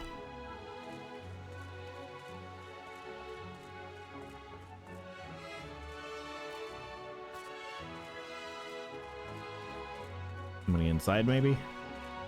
Yep. Looking for Master Chai, are you? Something amiss. When I last saw him, he seemed ready to collapse from exhaustion. I insisted he rest and catch his breath. And we talked for a while about his concerns over the city's defenses, among other things. He made for more than a few valid points. Many of our men are still recovering after a confrontation with Lord Vothry, and finding General Ranjit in a heap in the middle of the plaza shook us all to the core. The man commanded no small amount of loyalty, and some of our longest-serving soldiers seemed lost without him. Indeed, a number of them left. But not that we blame you, of course. Without you and yours, we would still be blind to the error of our ways. Anyway, funding permitting, I propose replenishing our ranks with volunteers from the derelicts in Gate Town. We have a duty to protect not only Yulmore, you see, but the surrounding regions of Calusia as well. And I, for one, would welcome any man or woman willing to take up arms for that cause. Indeed, I had told him as much, and he seemed relieved to hear it. It was on that note that we parted ways. He headed outside, as I recall.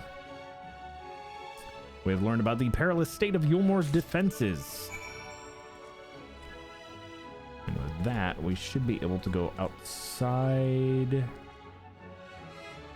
Derelicts are probably going to be the easiest to get there.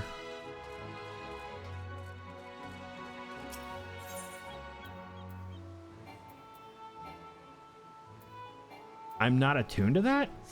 I thought I was attuned to everything here, bro.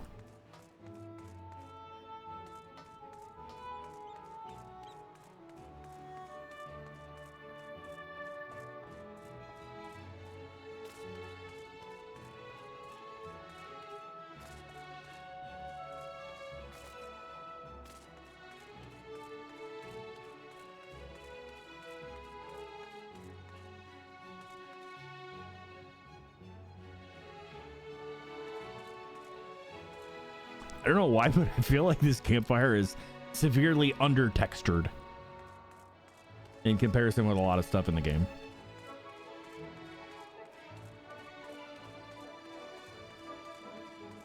Hothenbat. Aye, I recall a man fitting that description. Has to speak with the poor buggers lately come from right. Said he wanted to know the state of things down at the derelicts, and you'd be sure we gave him an earful. Lack of food, medicine, clothing. There was plenty to tell.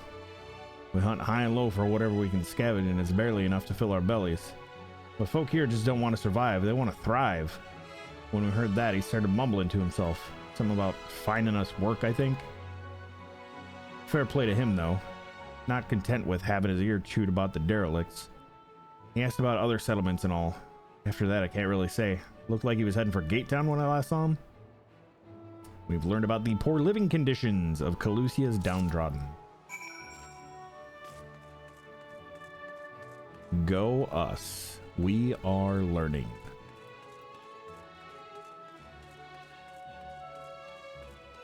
There's the shard. Attune to that bitch.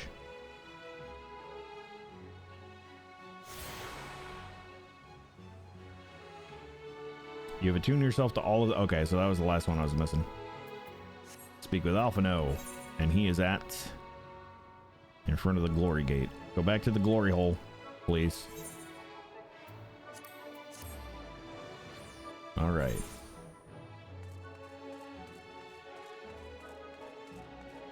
Alphino and Kaishir. The path to glory. Ah, there you are. How did you fare? Have you learned anything which might offer a clue as to Master Chai's whereabouts? I learned this, and this, and this. And I took notes. Here, read them. Interesting. He apparently paid a visit to the Queen Bee as well. They discussed the possibility of granting admission to customers from outside Yulmore, an idea to which the proprietor was surprisingly receptive. Sounds like he's got big plans for the place. Yulmore, I mean, not the bee. Perhaps, but the questions remain. Where did he go after leaving the city? A good question indeed. All we know for certain is that Master Chai has shown great concern not only for Yulmore, but its surrounding settlements. Seems logical, then, that having consulted those within the city walls, he would wish to do the same to those without. Celaya, if you could go and make inquiries and write, I shall do likewise in Stilltide. Gate Town I leave to you, Kaishir. Fair enough. Where should we meet when we've finished? Well, Top Rung would seem to me to be his next most likely destination. Let us reconvene there. With any luck, one of us will have stumbled upon him by then, but if not, we'll be well situated to continue our search.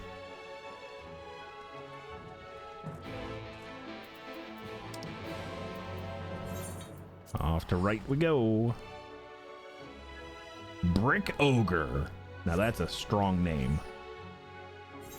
That's a good row name.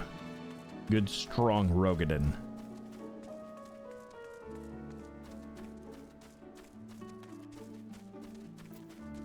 Hey Slot, what you got?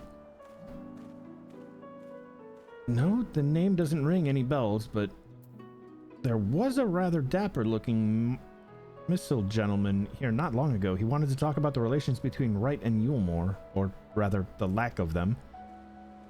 We lost a great many people to the promises of meal and a chance to lavish life among the free, and Vothri thought to take even more from us, conscripting the few able-bodied men we had left to guard his paradise. And he didn't tell you what happened when the Sin Eaters came. Such things are hard to forgive.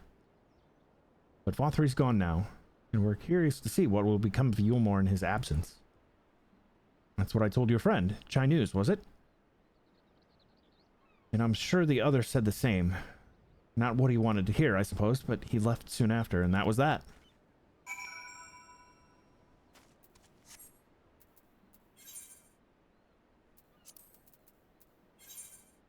Alphino, where are you? Alphino, where are you? Okay, we're going this way.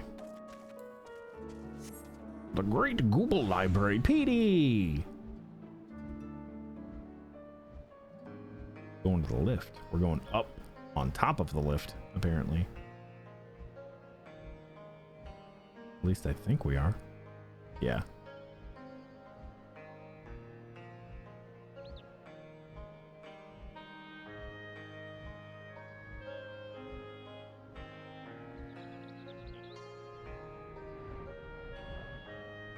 Mount Gulg. Look at that Talos. Such ingenuity. Holding a mountain up in the sky like that.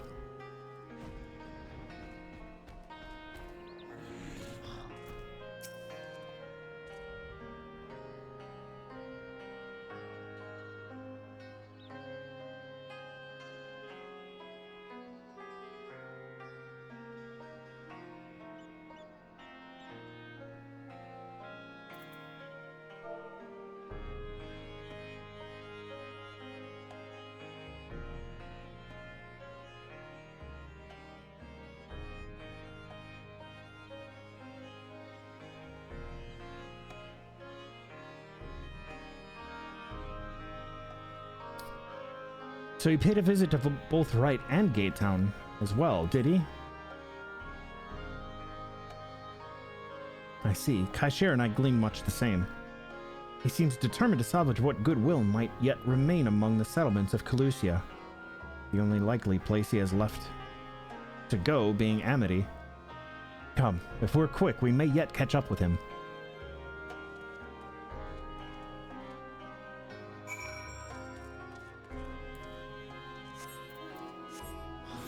PD again? Okay.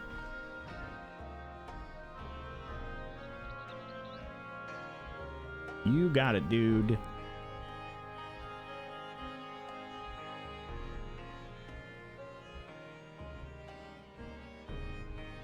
Big old Tin Man. Tin Can Man. Chai, we found him. Look at him calculating.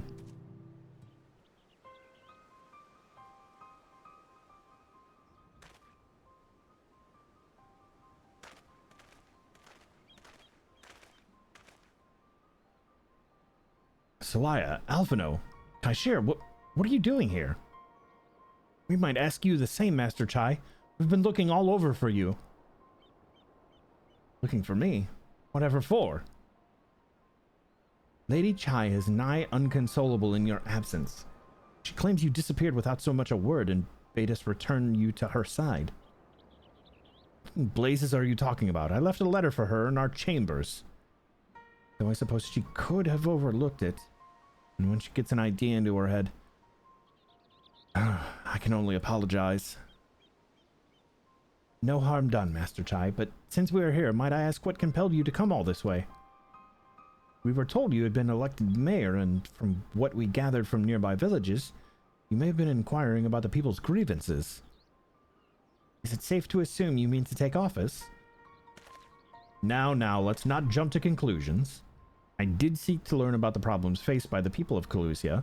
That much is true, but I am by no means sure I am the man to solve them. Tackling our many challenges will require resources, and until I've secured them, it would not be right to assume the role of mayor. I see. And you believe said resources can be found here? Indeed, the people's grievances are many, but in the course of my inquiries, I have already met with several individuals willing to lend their aid in addressing them.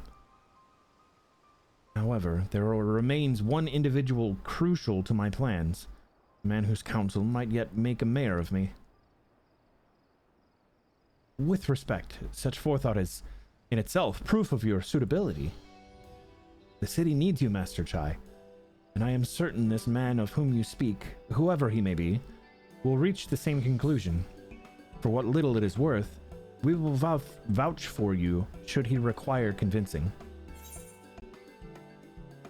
Whatever you need, you can count on us.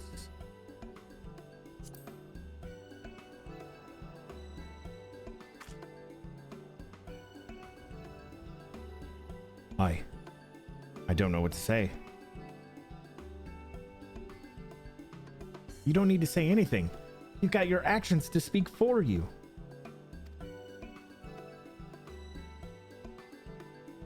For as long as I can remember, all I ever wanted was to make it into Yulmore.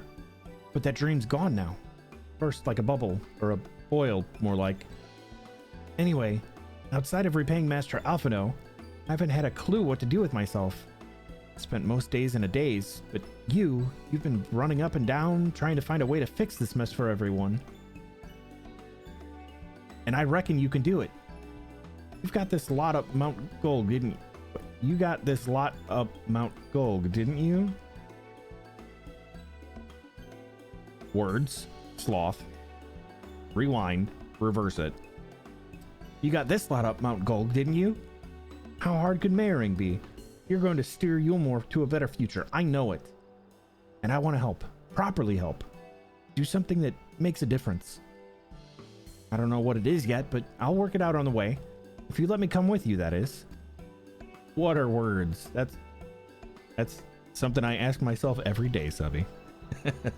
How are you, man? Good to see you. Hope you've had a good weekend, although I believe it is Monday for you at this point.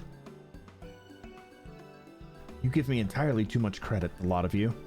But I can't deny it gives me heart. Come, let us press on together.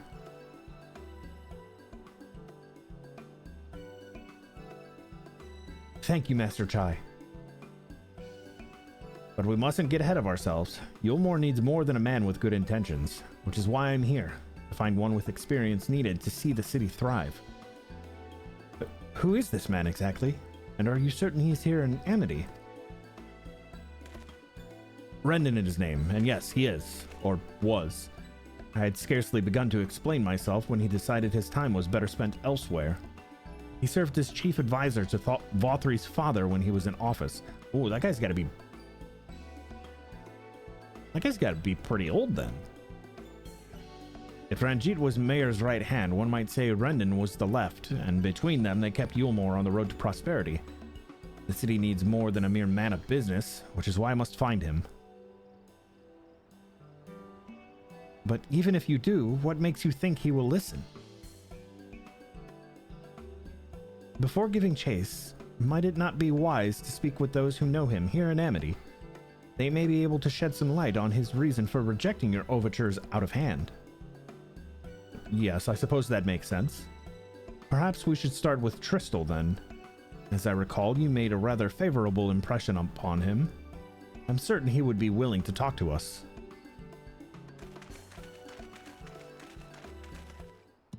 I'm doing good, Subby. Doing good. Weekend's been great. I put in a long week before. Long week at work, but I think that's kind of the norm, especially as of late. So, I mean, outside that, doing good. Nothing I should be complaining about. Doing better than I deserve, as I've heard some say. Yes, well, with Vothri gone, Yulmore wants for a leader. Should no one rise to the challenge, the city would be very well collapse.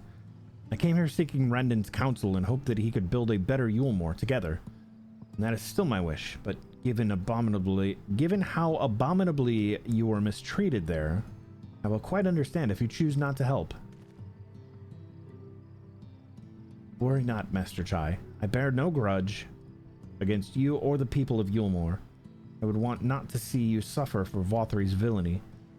As you no doubt gathered from your meeting earlier, Rendon can be rather uncompromising. He has his principles, you see, and little patience for anyone who deems less committed to their own. Your desire to right the wrongs of your past, of Yulmore's past, is quite admirable, but I fear the guilt you bear on the city's behalf works against you.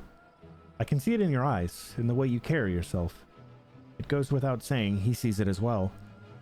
You must let those feelings go, Master Chai. Be more assertive. Commit to this course, and prove to him that Yulmore has a resolve to change. The resolve to change. I believe he was heading towards Pit 8 when he left. If you plan to go and speak with him, I suggest you be firm and clear in your intentions. Very well. To Pit 8 we shall go. I will not take no for an answer. Nay, not even a maybe. Oh, now he's going to be assertive. Assertive Chai.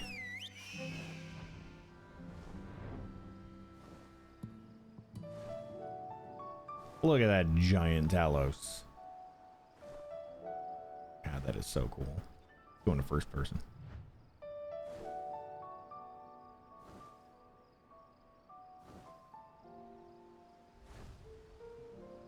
So cool.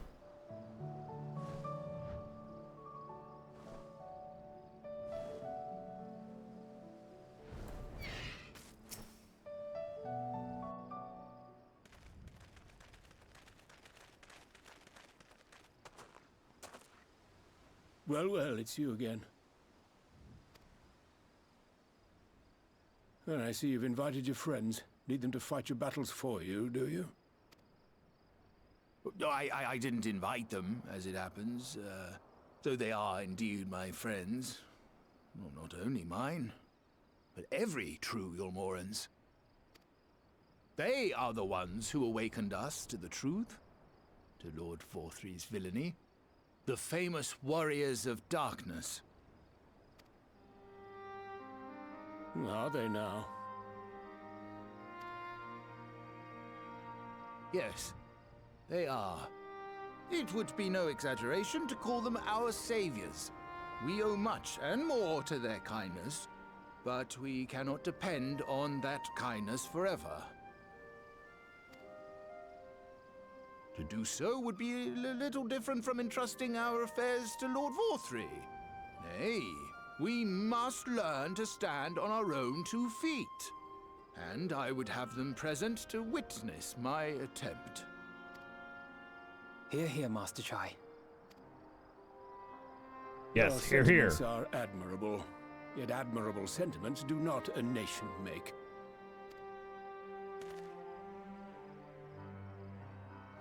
In my capacity as advisor, I once strove to build a better Yulmore. Gave honest counsel to my superiors, drafted laws for the benefit of one and all. But in time, my values fell out of favor. There was no need for them in this paradise Vorthry was creating. And so I left my homeland behind. But you, Chai News, you were content to wallow in indolence under Vorthry's auspices. And so I cannot help but ask myself what manner of nation you intend to build.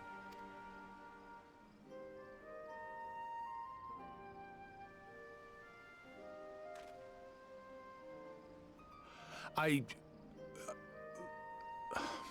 can offer no simple answer to that question.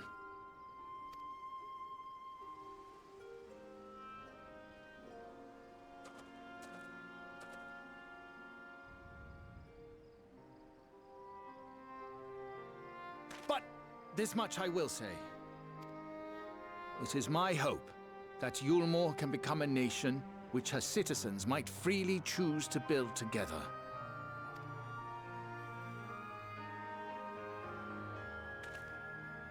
A great many people, myself included, flocked to Yulmore seeking sanctuary. The alternative being to live in fear and die in pain. It seemed an easy choice. And sanctuary we found. As much food and drink as we could ever want. Secured at the cost of the surrounding villages. Little wonder the people gathered at our doorstep, begging to work among the bonded. The free were blind to it all, of course. Content to, as you say, wallow in indolence. In ignorance. Were I mayor, I would first take stock of the city's resources and see that they were assigned equitably. Our days of reckless consumption are behind us. The distinction between free and bonded died with Vorthry. The needs of rich and poor alike must be considered if our nation is to survive. To which end I would take steps to secure channels for supplies, rekindle relations with nearby settlements, who re-establish industry, reach out to neighboring nations, and the list goes on and on.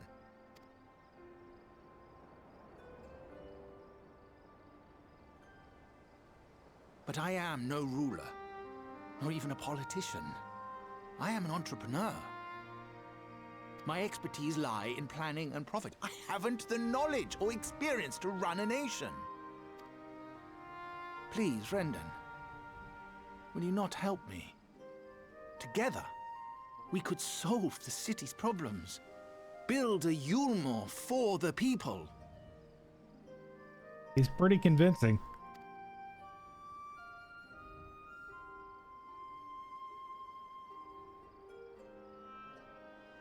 A Yulmore for the people.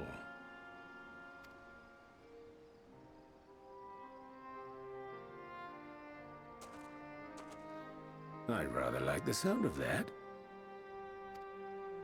I told you he was convincing. But before I offer you my counsel, I would be certain of your ability to perform the duties of office. You would? You ask me to help you solve Yulmore's problems, but first I would see you solve one on your own.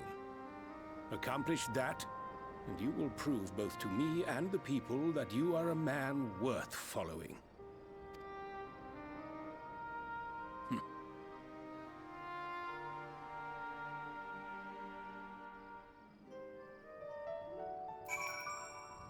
Okay, so what do we gotta do now?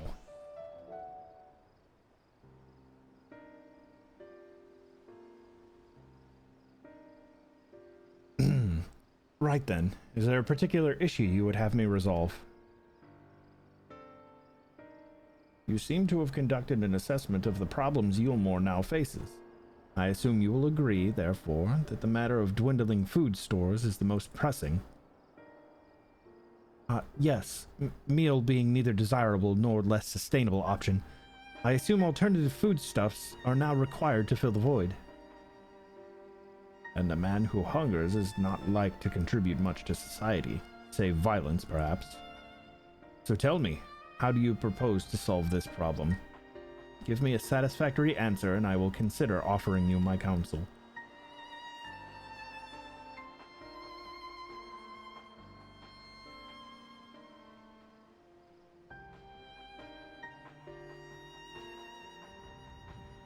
Oh, yeah, they're throwing a freaking rave back in the city. They have fucking spotlights and shit beaming out of the windows.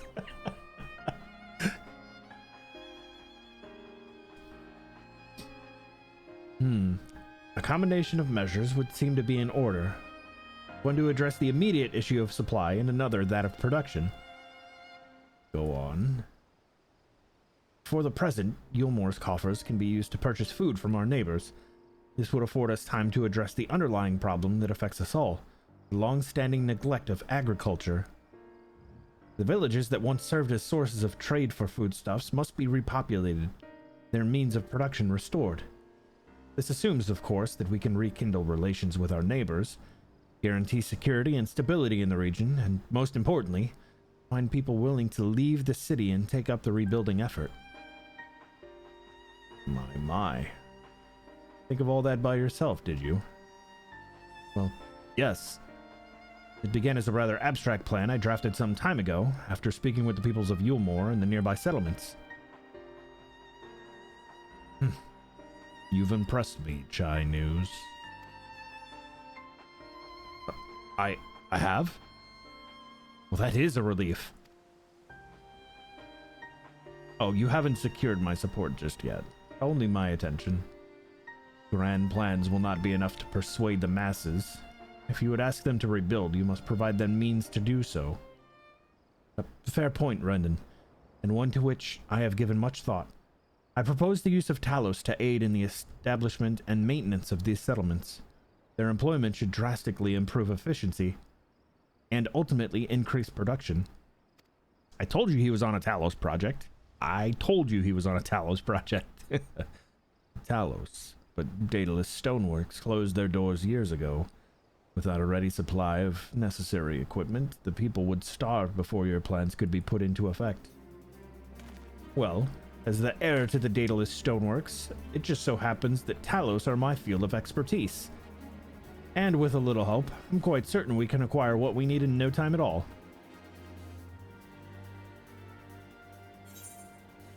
Oh yeah. I'm just gonna start taking the money because I'm not gonna use that food.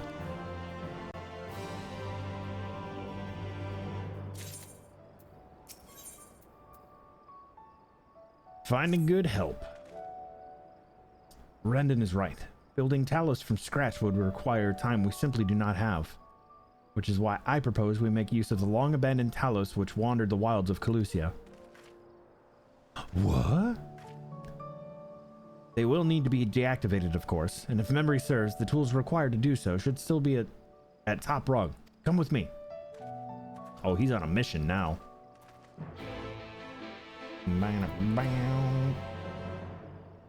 Alright, back to the top of the elevator. Wub wub wub wub. Yeah, look at him partying out in the city, dude.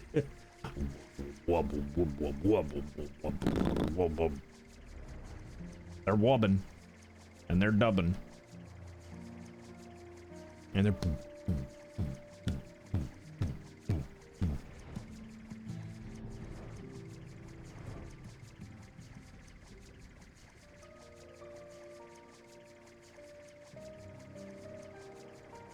Well, you know, I did hear this one techno song once that was like doo doo doo doo. And then there was this other part that came in that was like doo doo doo doo.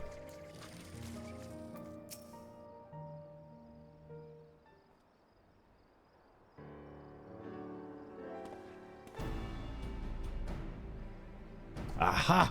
The old memory hasn't let me down. This chest contains canisters filled with the dashedly potent insulating powder capable of halting the flow of ether in a Talos. We need only get within throwing distance of one and let it fly.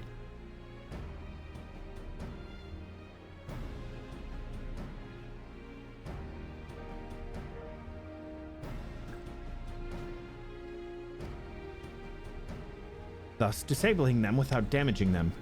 Ingenious. An old trick of the trade, nothing more. Once disabled, it should be a simple enough matter to get them to march to Yulmore. More extensive repairs can wait.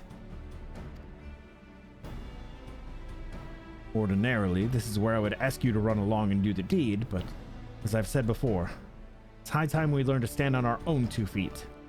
Thankfully, throwing canisters is something even should be able to manage. Come off it, Master Chai. Even if the Talos ain't a threat, there's 101 other things out there waiting to make a meal of you.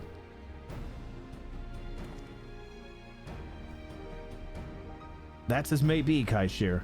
The Drennan tasked me with solving this problem, and I will not sit idly by while others risk everything to see my harebrained schemes realized. Not this time.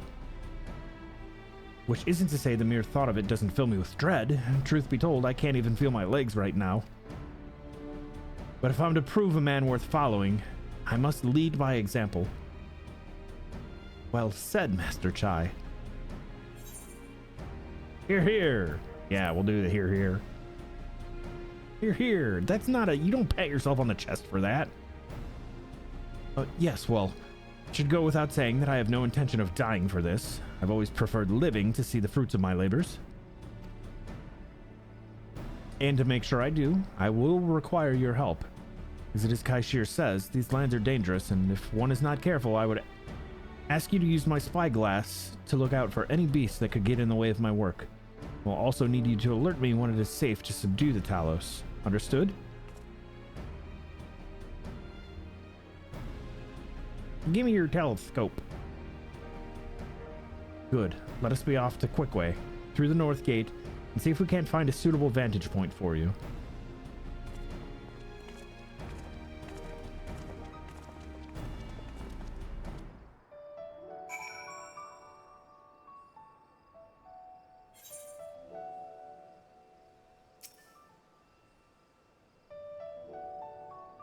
Keep a lookout for danger and alert Chinese when it is safe to incapacitate the Talos. You may move the spyglass as well as zoom in and out. Point the spyglass Chinese, give him the signal to sneak near the Talos with a left click.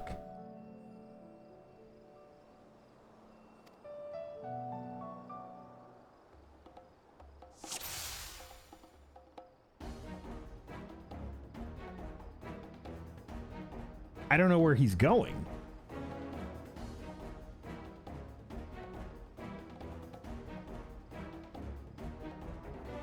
I'm gonna wait for it to cycle again.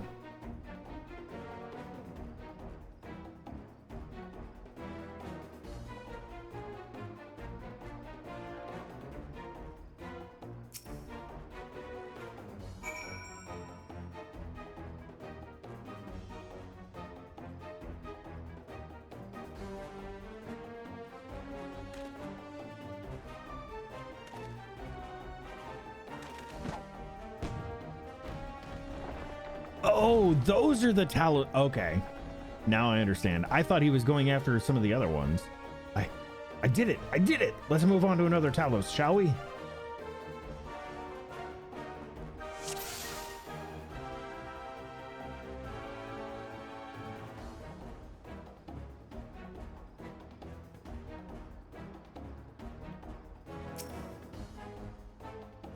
No, no, no, no, no, no.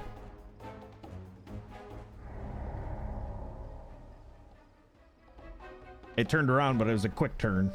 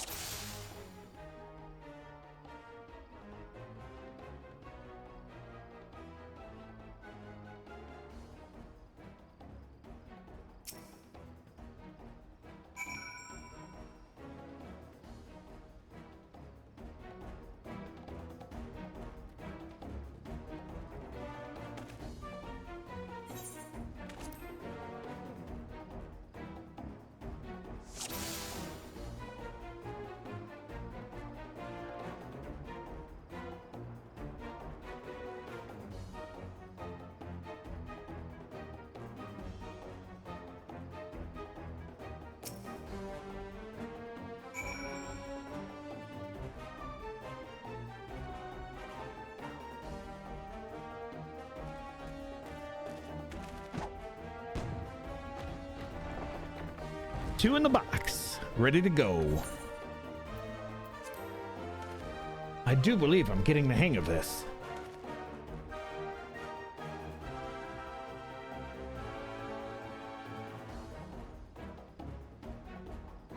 You may leave the next one to me, Celaya.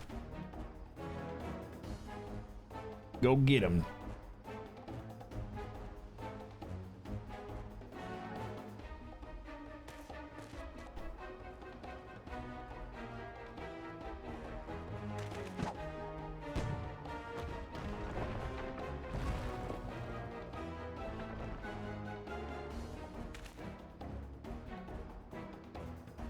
Ha ha ha! That should do it. Now we have all we need to proceed. Hi, Marie. What a women's... Oh, that was...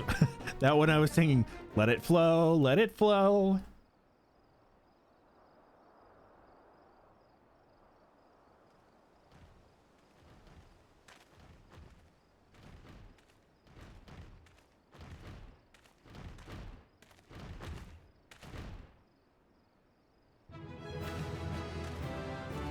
Hey, Master Chai leveled up.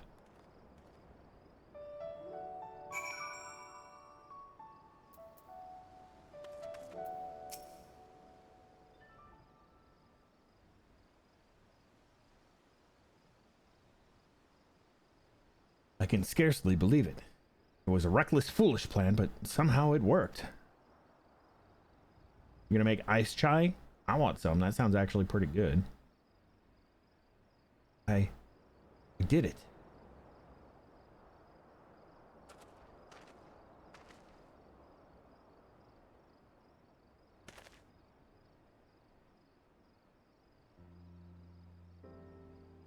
Master Chai, I believe I owe you an apology. Your plan to replenish Yulmore's food stores showed forethought and sound judgment. What's more, it is plain your time in the Daedalus Stoneworks has equipped you to lead, as evidenced by the extraordinary company you keep. You, sir, are more than qualified to be next mayor of Yulmore. I thank you for your vote of confidence, but the fact remains I am wholly ignorant of the world's politics, which is why I would ask you to join me and grant Yulmore the benefit of your counsel. I would be honored. When the people behold these Talos, I have no doubt that they will lend you their support. It would seem that Yulmore's leadership is at last in capable hands. Would you not agree?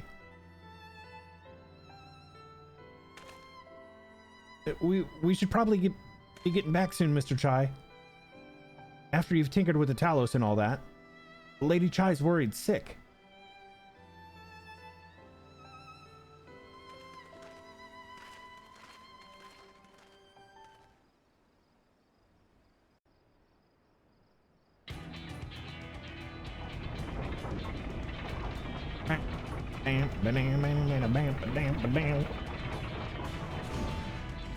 Do the Talos dance. Right then. Form a line and make for Yulmore. Yes, make for Yulmore. Talos ho and sally forth.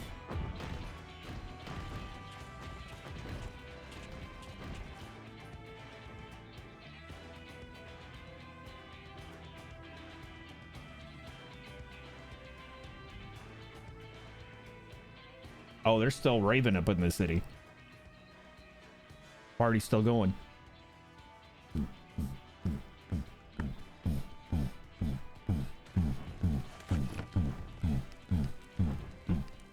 What's that noise? Don't worry, it's just the rave. Keep working.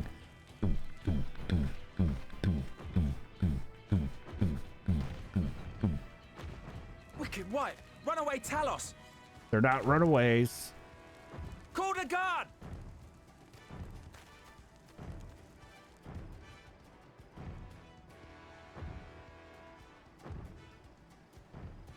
They ain't runaways, bub.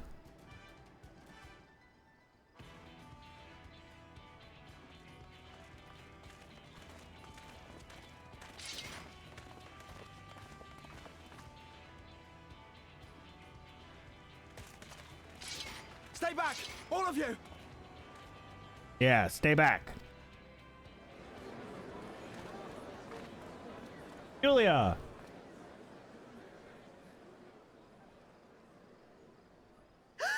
Is that? It is. Oh, happy days. He hath returned. Darling, you're back. With Talos in tow. But of course I'm back. You didn't see. I can't.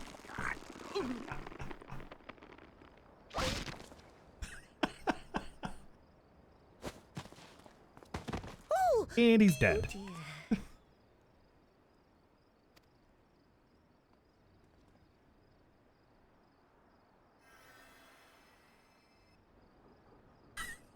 Alphino making use of his scholarly skills.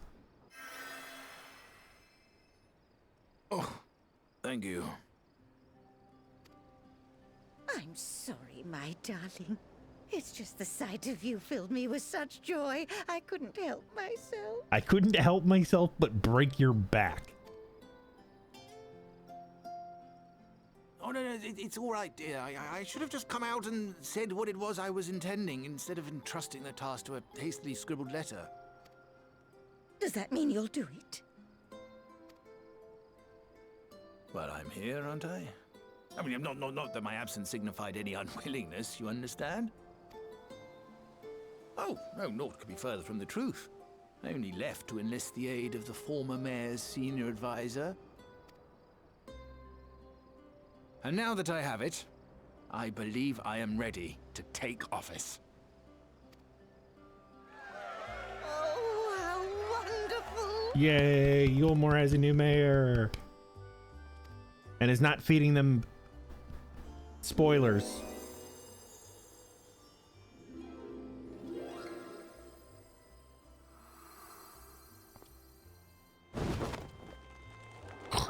There goes his back again. Damn it, please!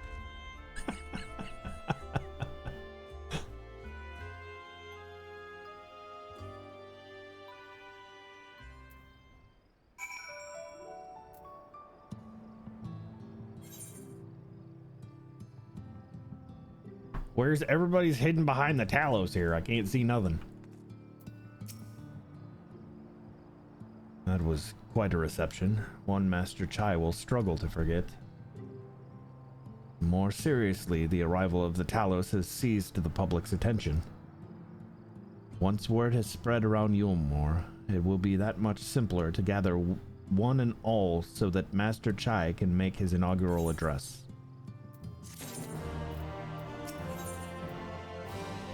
Oh, we get our custard roll. This is moving for. Oh, we're almost done with 5.1. Let's go.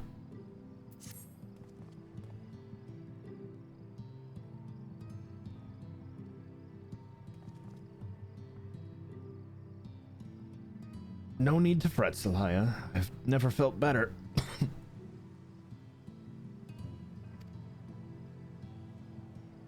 And not at all overawed by the prospect of addressing the assembled masses of Yulmore. As for where to do it, if we're to accommodate everyone who might feasibly wish to attend, I suppose the only place large enough would be the Emergent. Then I will go and spread word among the citizens, both free and bonded, that they are to assemble there to meet their new mayor. You there, Kai Shir, was it? Would you go and inform the residents of Gate Town and the derelicts? Of course I will. Good lad. Let the guards know not to bar the way to Vothri's chambers. It goes without saying that I expect the Warrior of Darkness to attend, assuming she's available. Might as well see it through to the bitter end, eh? The doorman at the Crown Lift will show you up.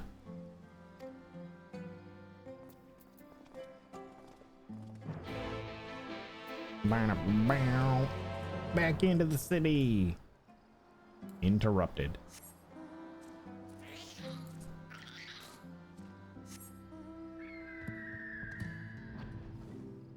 Birdie.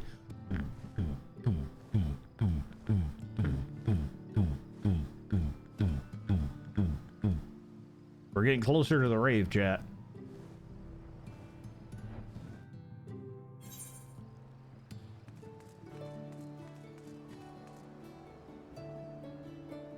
What? It was a farce. There's no rave.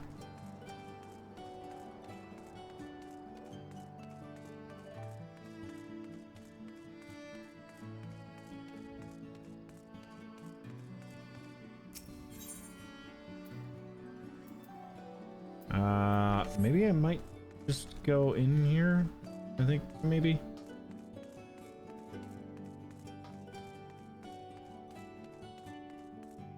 Nope.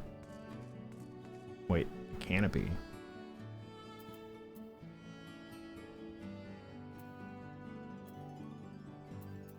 Oh, we have to go all the way up top. Well, yeah, let me just use the frickin' thing then.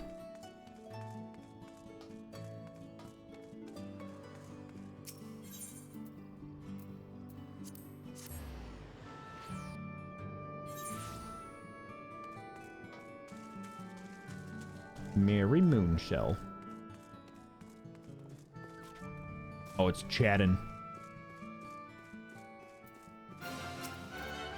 Hi, chatting.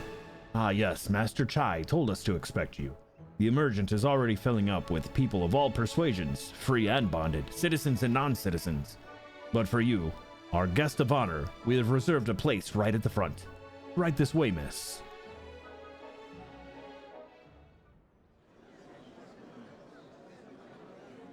Daniel Radcliffe's Tony Award-winning speech brought people to tears, just as Master Chai's speech is about to bring these people to tears. And cheers, I would imagine. Go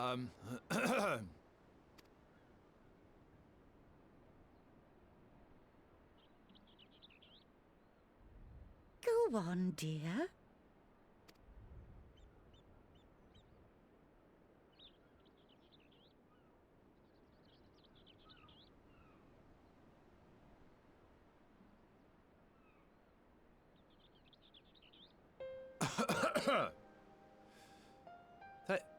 Thank you all for gathering here today.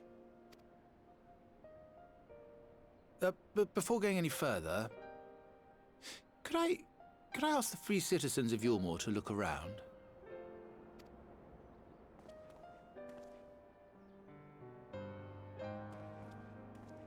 Tis a sight none of us would ever have seen under Lord Forthree's rule. Not only do we stand in the familiar presence of those we once called the Bonded, but today we welcome the peoples of the Derelicts and Gate Town too. Today we welcome the Warriors of Darkness, come to bear witness to Yulmore's new beginning.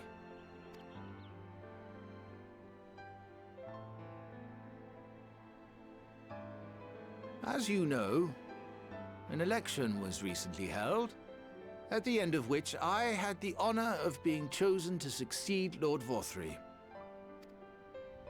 You place great faith in me, and I promise to do my utmost to live up to your expectations, and I will seek always to carry out the duties of this office with integrity and fairness.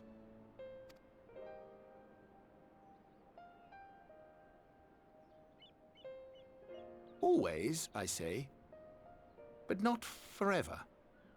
Let it be known that I do not intend to hold this post indefinitely. I consider myself but an acting mayor, who will serve only for the interim, while Yulmore is reshaped according to a new set of values.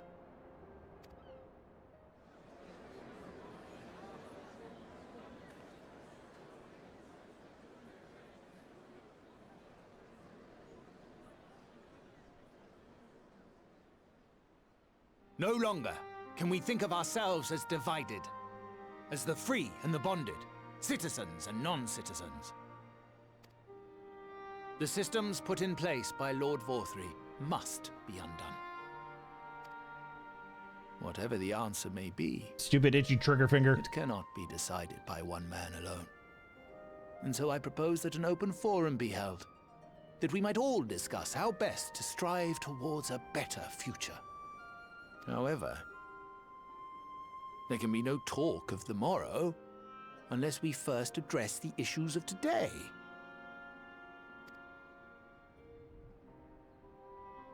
Securing new sources of food, rebuilding relations with our neighbors, re-establishing industry. There is much and more that needs to be done.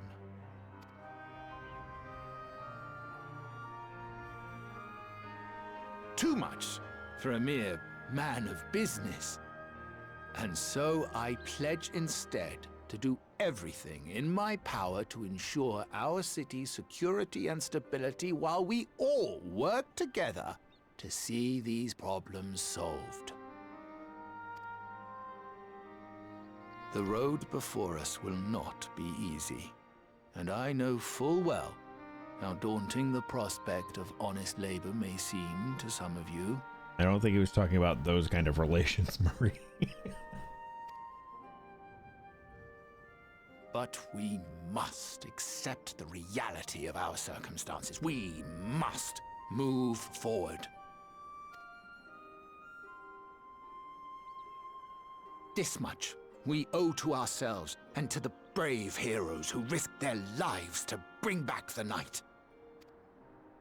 Once we have shored up our city's foundations and regained some semblance of normality, let us reconvene to speak of the future. Until then, I humbly ask that you lend me and each other your strength. For Yulmore! For Yulmore!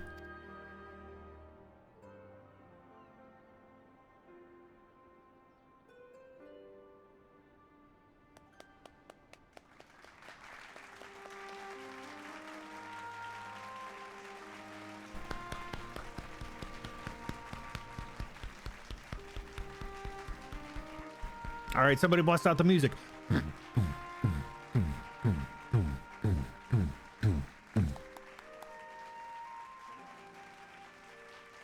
I like how they're all in attire that is matching mine. What a bunch of copycats. Trying to copy off the Warrior of Darkness. Bleeding Hells.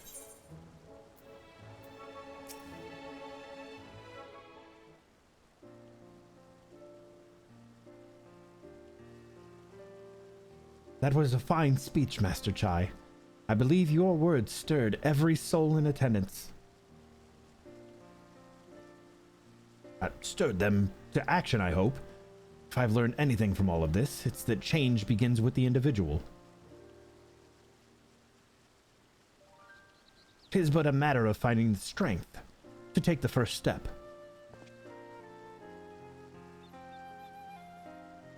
Assuming my fellow Yulmorans can, shall be my honor and privilege to help them walk this road we have chosen. But we must not forget the individuals who made all of these changes possible.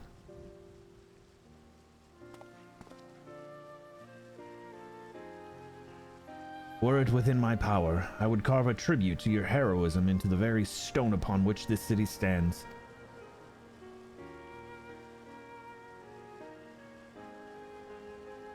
The artist and his assistant. Oh, I hate to change the subject, darling, but now that we have officially taken office, have you given any thought to your mayoral seat?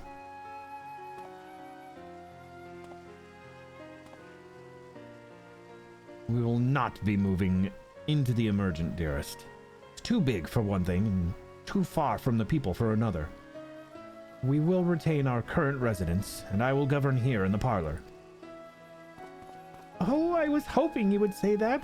I much prefer the view from the parlor. Begging your pardon, Master Chai, but have you got time for a word?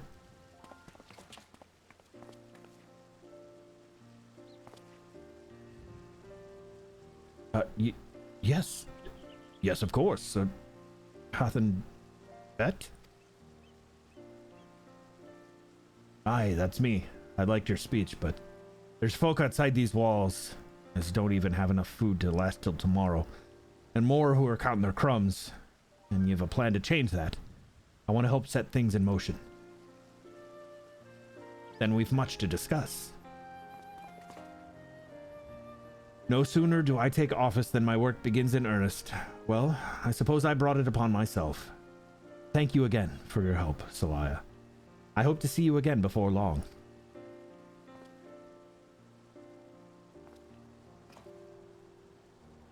That lady could be your sister. Listen, she is dangerous to be around, okay? She gives hugs that break people's backs. And while I myself am an enjoyer of hugs, those are very dangerous hugs to partake in. What a day. I don't know what it means exactly, but I do know I've got plenty to think about. I sense we all have a great deal to consider. I have resolved to remain here until such a time as Yulmore's future was secured, but it is clear to me now that the city is in capable hands.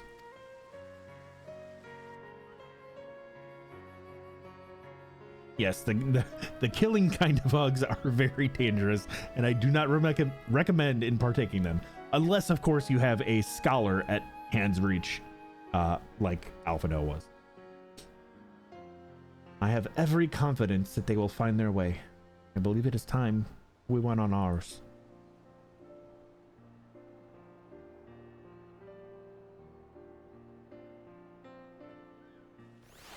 And the Yulmorans rejoiced with raves.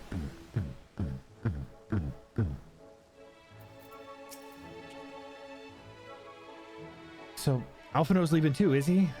It seems like everyone's moving on. Everything's changing. I've been thinking about what I should do in all this. Like I told you, I spent most of my life dreaming about living here with my friends in paradise. And that paradise is gone, but something better's taken its place. And I reckon I want to be a part of it. This Yulmore for the people Master Chai's been going on about ain't gonna build itself after all. Not that I'm much of a builder. Me and my friends will find a way to make a difference, though. Help keep things changing for the better. A far nobler dream than one which you clung before. And I am happy to say we share. Whatever path you choose, I will pray for your success. Well, when you put it like that, there's no going back now, is there? We've got a few ideas on how we can do our bit. Just a matter of taking the first step. Pain and pleasure.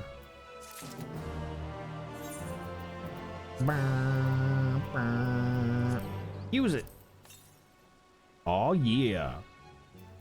Oh, and I forgot I got my... Wait. How... Does this drop from multiple dungeons? I got this from a dungeon that I had not run yet. But I apparently already have this minion.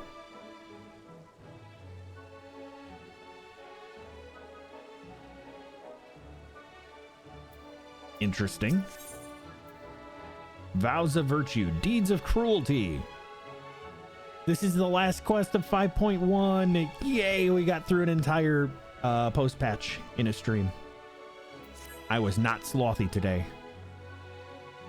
Truly, to see Kai Shear thus inspired by our actions is inspiring in itself. Yet, however much I may wish to stay and see what comes of his efforts here in Yulmore, we have matters of our own to attend to. Come, we should return to the Crystal Tower. Maybe Beklug's studies have borne fruit in our absence. And back to the Ocular.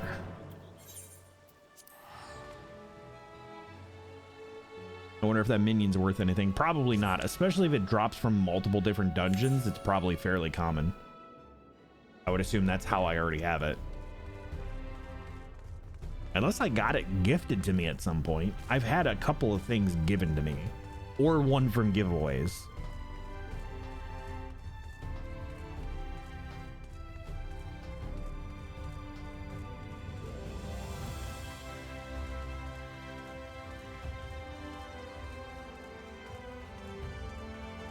Man, I'm looking at the way that my jacket moves when she runs.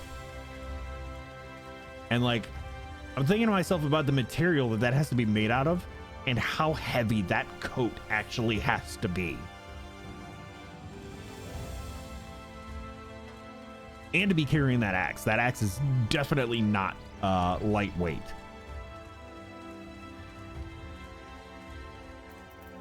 Actually, it's got kind of a carbon fiber look to it. I wonder, like, if you can make like a very effective lightweight carbon fiber axe.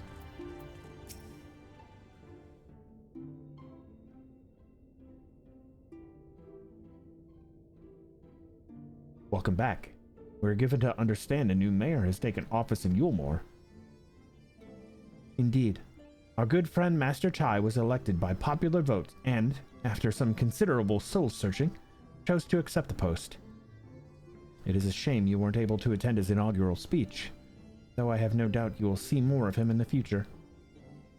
But tell me, how fared you in preparing the White Orosite?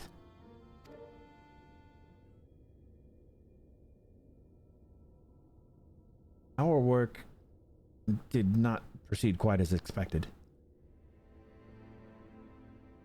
In your absence, we had a frank discussion on the principles of soul transference and concluded at length that White Orosite was ill-suited for our purposes. But Urianger, did you not say that, compared to the massy soul of an Ascian, the stone could house one of ours with ease? That I did. And armed as we were with Beklug's invaluable insight, it would indeed prove a trifling matter, were we to disregard the inviolable link twixt mind and soul, a link which would, we did belatedly realize, be weakened most perilously in the process of rendering our souls dormant, as Orosite doth require. Thus, the shedding of these fleshy simulacra, and the surfeit of ether which compromiseth them, would in all likelihood deprive us of our psyches as well. It would, theoretically, be possible to channel your minds into the Orosite instead, but we would more than likely sacrifice your souls in the process, which is why we have abandoned that plan, and instead devoted our time to finding a means by which mind and soul might be transported together.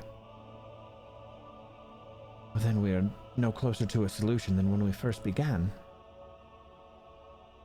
It is a vexing conundrum indeed, but one for which the Crystal Exarch has posited a most intriguing solution. When our discussions turned to the transference of memories and the psyche, I could not help but be reminded of a technique with which I have personal experience. Celaya, do you recall what we learned to my eyes from our encounter with Doga and Une? God, that was so long ago. I speak of the royal eye of the Allegan Imperial line, gifted to my forebears through the blood and memories of ancient Allegans. It is by this gift that I am able to control the Crystal Tower. If we were to gain an understanding of technology by which the Allegans were able to accomplish this transference, perhaps then we could keep mind and soul together. Imagine, if you will, a device like unto a soul crystal, replete not only with our worldly memories, but also bountiful energies of the soul. That is our current avenue of investigation, and we will follow it wheresoever it leads.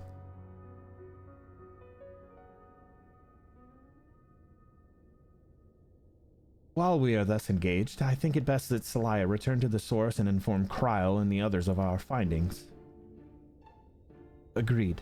I imagine Tataru will be relieved to hear we've made progress of the sort.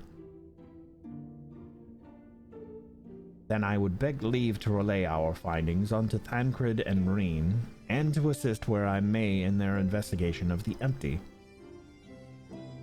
Yes, please do. Should you have need of our counsel, we will not hesitate to summon you.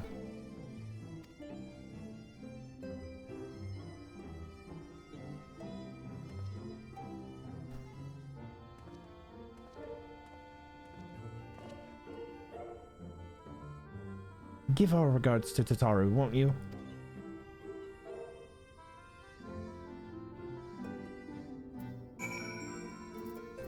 And back to Mordona.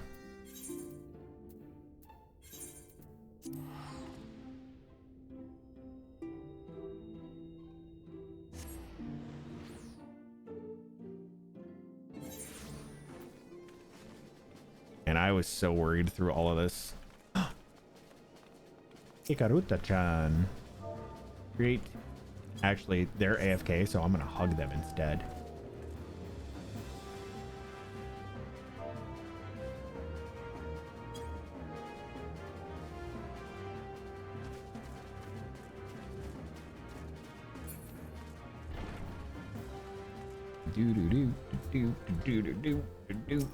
Oh, the Rose crew is here. It's the entire Rose crew. That's not bad. We got through 5.1 in 3 hours. Actually, a little bit less than that because of the stream intro and stuff. Salaya, you're back. How did everything go in the first? Wait, don't tell me. Crow will be here shortly, and she'll want to hear too. She's just tending to the others. Their bodies, I mean. Gods, I don't think I'll ever get used to saying that. Anyway, you can tell us everything the moment she gets here. Upon speaking with Tataru, several cutscenes will play in sequence. The end of 5.1. Let's go! It is recommended that you set aside sufficient time to view the scenes in their entirety. This is fantastic because this also usually does a bunch of reveal shit.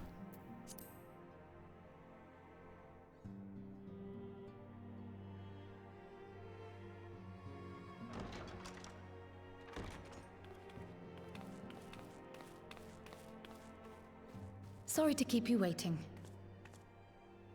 Yeah, the audio changes that we made definitely helped.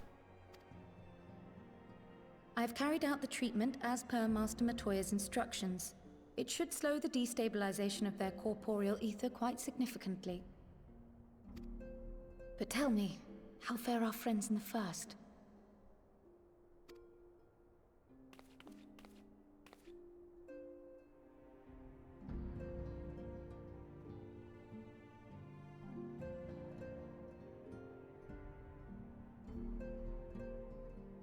So this Becklug's the first to lead an authority on soulcraft, are they? Sounds promising. And Urianger's proffered solution of white auracite is rather ingenious now that I think of it. Well, while they press on with their preparations, you may rest assured we will continue to do our part here.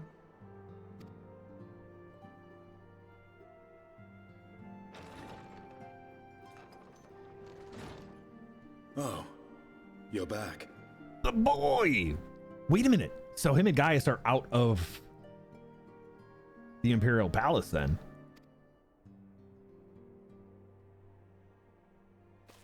Estinian!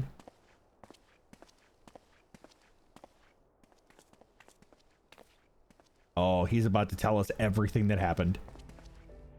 And none the worse for wear, I see.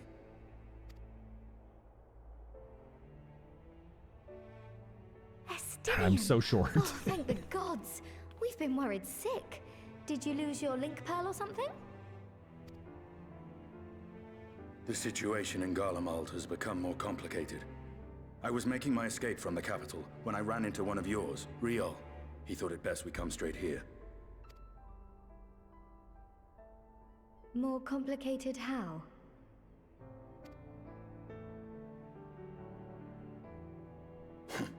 Where to begin? Xenos is back. Like the real Xenos. After entering the Empire via Razat Han, I went about my mission of investigating Black Rose. It was then, inside a provincial factory, that I encountered the one who styles himself Shadow Hunter, Gaius Baelsar. Our goals being apparently aligned, we joined forces and ventured on into the heart of the capital, to the very Imperial Palace itself. There, we found a man whom all assumed dead.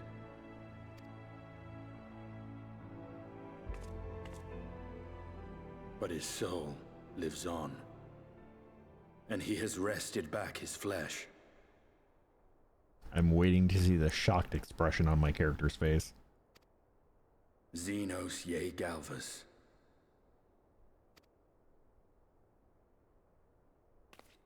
There it is. It went from shock to anger immediately. Nor did the surprises end there. For no sooner had we arrived than he murdered his sire in cold blood. The Emperor is dead. This sent Gaius into a rage, and he charged in, blade drawn. Echo? Oh, wait. What's wrong? Did Kryl get hit too? They did experiments on Kryl.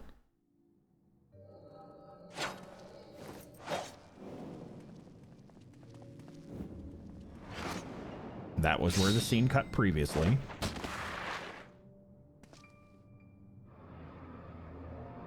What the fuck?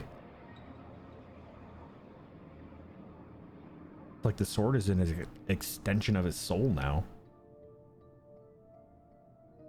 Oh, why is this not voiced? I've seen him in action. His body at least. You will not best him alone. Nay. Death will not come easily to that thing. If you would join me, then by all means.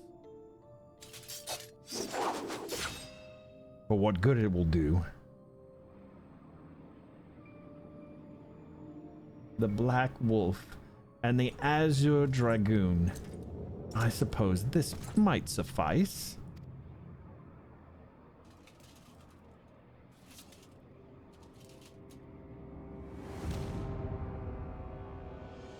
Come then. God, he's such a badass. I'm not supposed to be cheering for the bad guy, right? He's so fucking cool, though.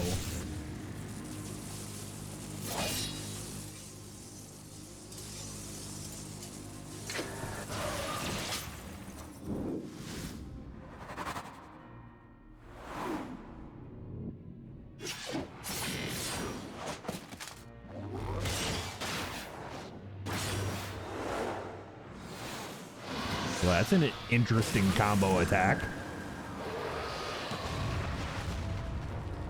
That did nothing.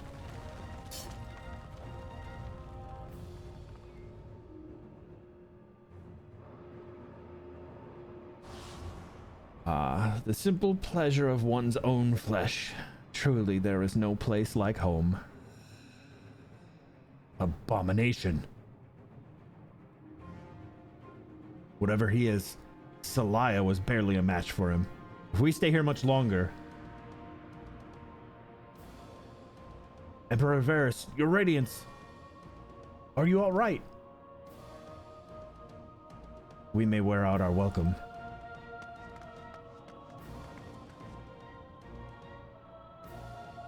Oh, fuck. They think Gaius did it now. Must even the most middling of sport be spoiled? The world conspires to bore me. Because I have no cause to remain, I leave these vermin to you. Xenos!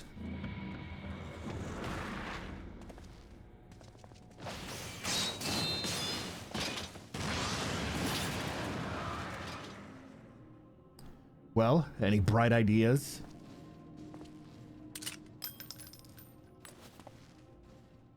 Just one.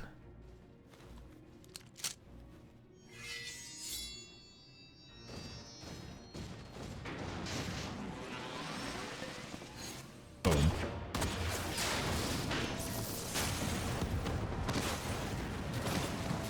Yeah.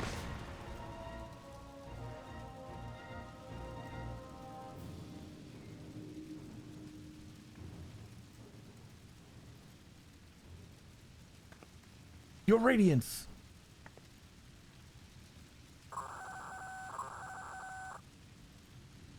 Oh, do I have a thing for this? I don't know if this works. Does this work? The intruders have taken flight. I repeat, the intruders have taken flight. Deploy all available Magitech armor. We cannot let them escape.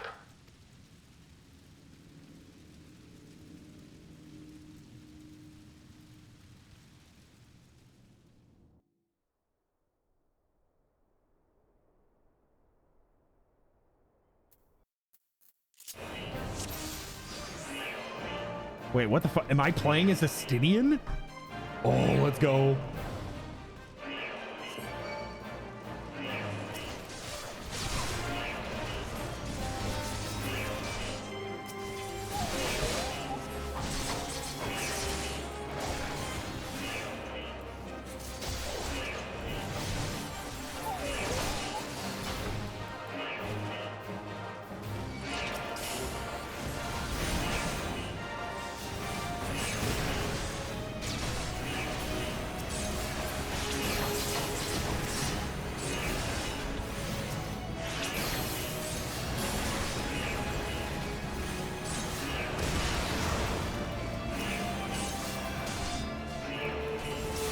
This is badass. I think this is the first time you play as another. Oh no, hell no. We've played as Thancred. We've played as, I think we've played as Ishtola. We've played as multiple characters.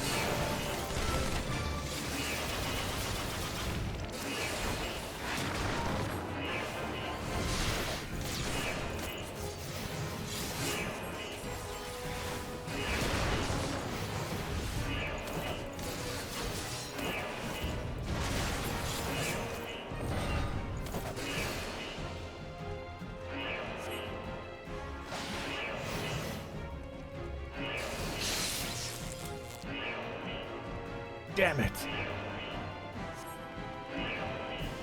Where's Goat when you need him, right? That's right. The bot selling bots got timed out, so they're probably gone. Make ourselves easy marks by moving together. I suggest we split up. All right, then I'll take the low road, so to speak. I'll see you outside. Stay safe.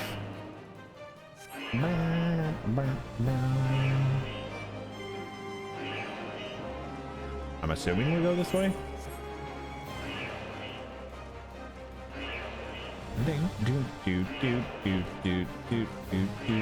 Nope. Ah.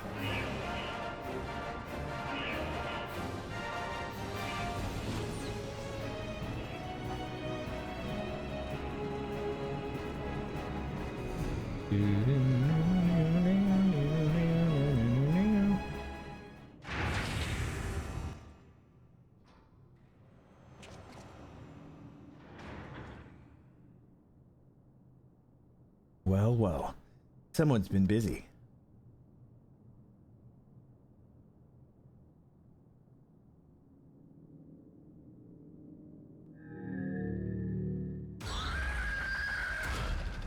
Whoa. Arc Ultima.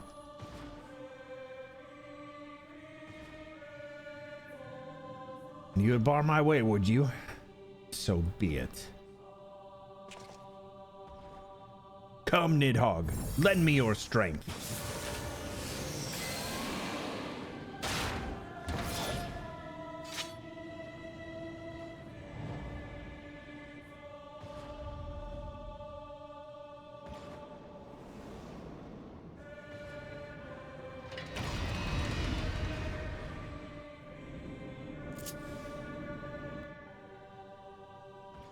Okay, I'll hydrate before the battle.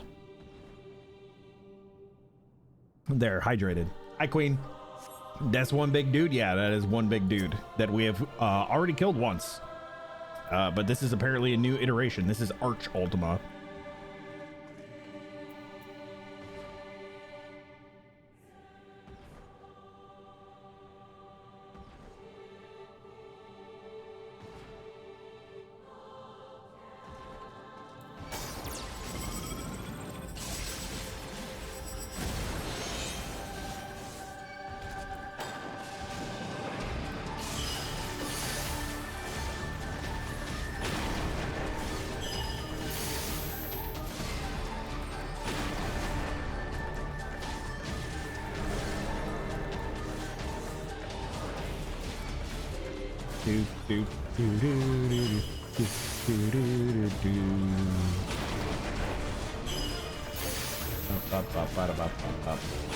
Star Diver.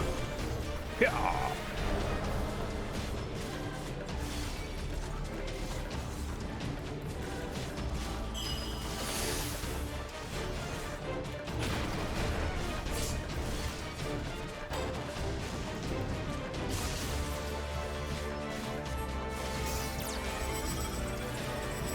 Load data? What the hell are they doing up there?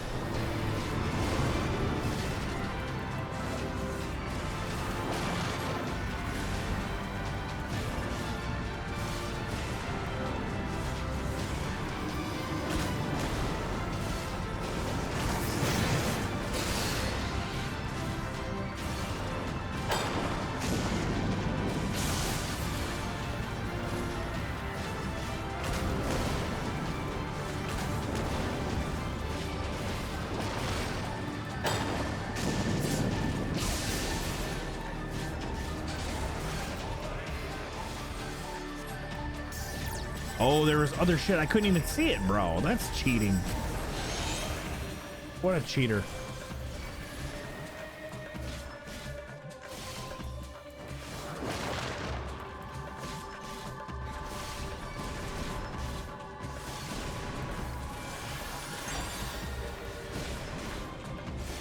Oh, I just realized that my number one actually heals me.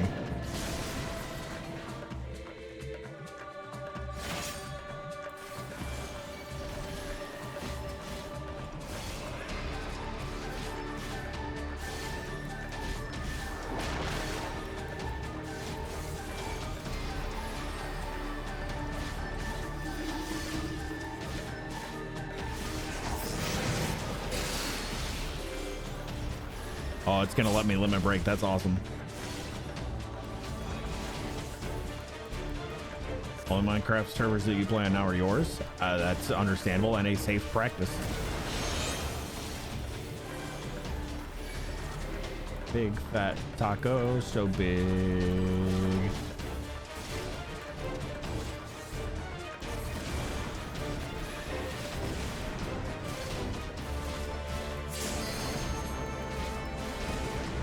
Limit break. Nidhogg, show them your fury. Taste my loss. Oh, hell yeah. That just makes me want to start leveling up my Dragoon again. I think I stopped at 68 on the Dragoon.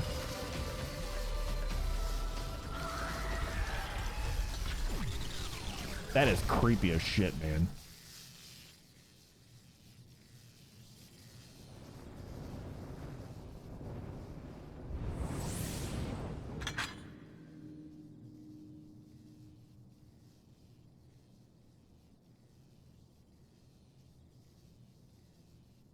Garleans and their machina.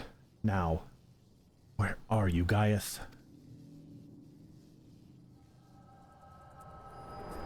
Gotta go one more level on the Dragoon? True. How dare I stop at 68 instead of 69?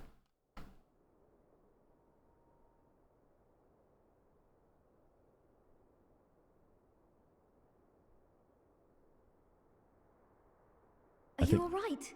I think Kryl saw it too.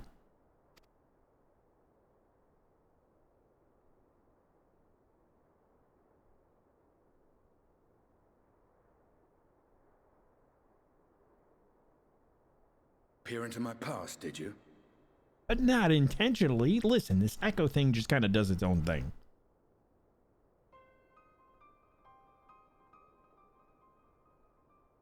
Well, I didn't quite relive the experience as you did, but I bore witness to it all.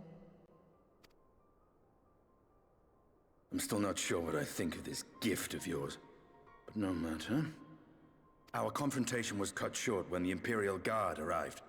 It was then that Xenos took his leave, citing boredom. To think their research into the Echo could bear such fruit. Escaping death, jumping from one body to the next, and returning to his own after all this time. He is an Ascian in all but name. Doesn't that make us an Ascian as well, then?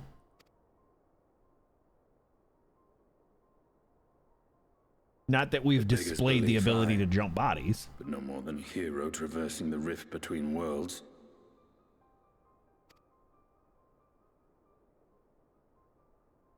See, and Estinian just dropped it too. My concerns are far more prosaic. With the Emperor dead and the Crown Prince missing, the Empire is in disarray. Which is dangerous. Until order is restored, assuming it even possible, we needn't fear an Imperial reprisal. And for reasons of his own, Xenos took it upon himself to rid the world of Black Rose. Riol has already gone to apprise the Alliance leaders of these developments. We may leave the matter in their hands for now.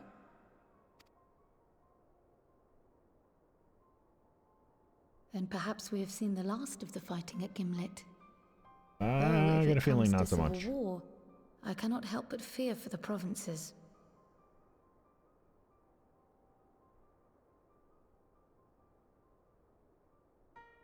I'm gonna get the other one while I'm at it. It's a shame too. That's a nice name. Bunny Macchiato.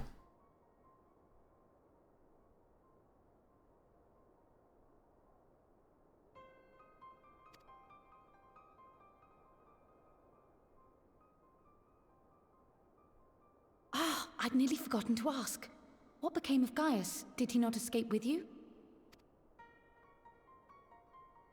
That he did, but we parted ways shortly after leaving Garlemald. He claimed another threat had arisen which demanded his attention. He didn't elaborate, but the absence of some device or other in the capital gave him reason to believe they're planning something.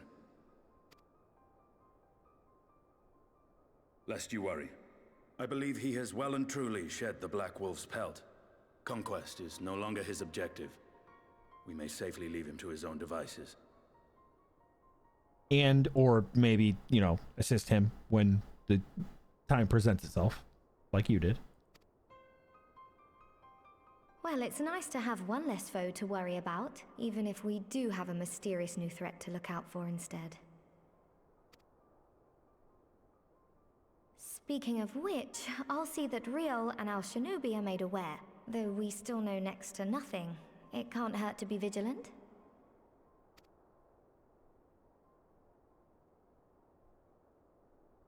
Well then, with Black Rose nipped in the bud, I believe I've fulfilled my part of the bargain.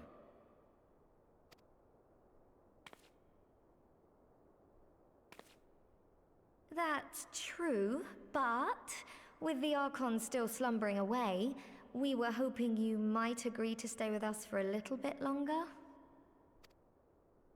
Just a wee bit. Please, Estinian, please. Sorry, but I'm not inclined to extend my contract. Gaius isn't the only one with business to attend to. Aww. Fine, go. Thank you for your help then, Estinian. Go do your I see why Alphino admires you so. Azure Dragoon stuff, and I'll be over here doing my Warrior of Light and Darkness stuff. And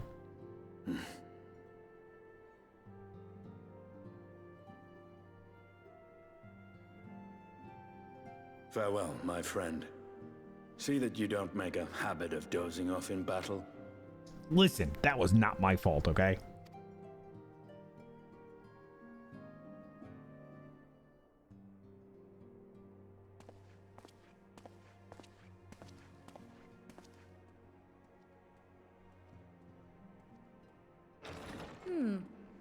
I suppose we should all be getting on then. As ever, we will see to the Archon's needs. In the meantime, why not get some rest? You've more than earned it. Go on.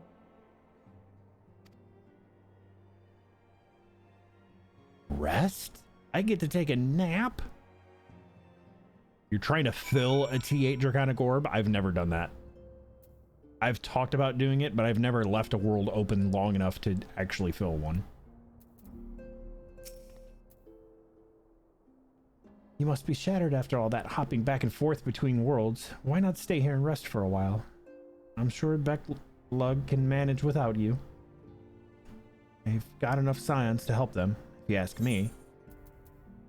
Yay! 5.1 complete! Woohoo! We did it! Is it gonna give me more cutscenes? Yep.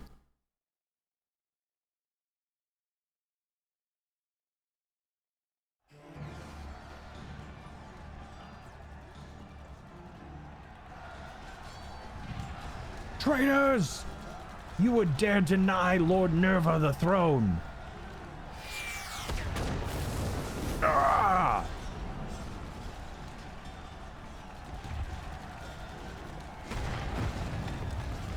Garlemald's in civil war. Onward! Before this day is done, victory shall be ours!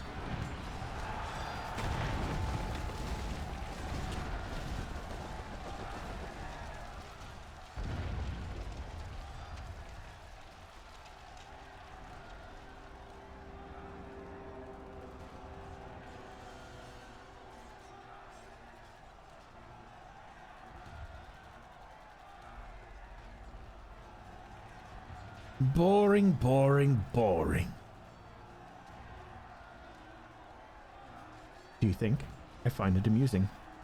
Like dogs herding cattle to the slaughterhouse.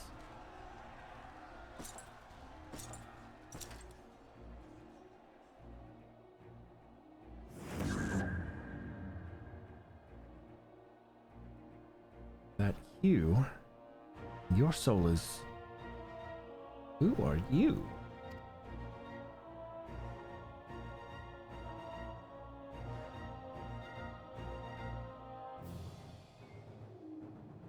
Before your majesty, I am but another dog, lost, in want of a new master. A hunting dog, if you wish. For I know full well the prey you seek next. Zodiac.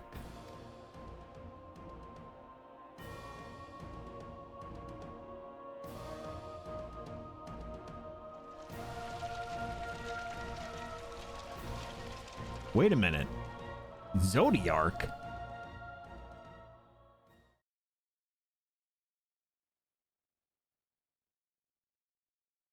Isn't Xeno still looking to fight me?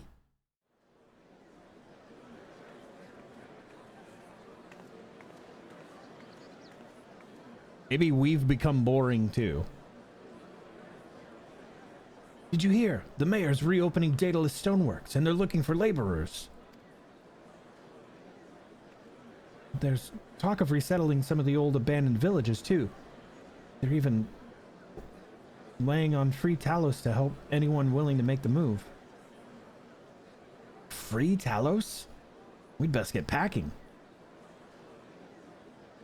Steady work, board and lodging.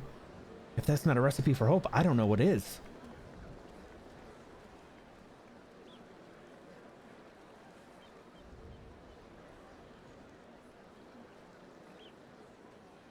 Hope?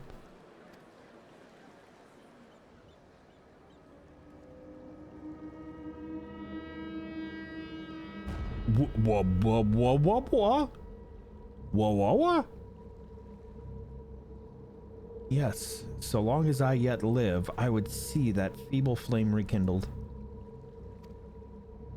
Excuse me?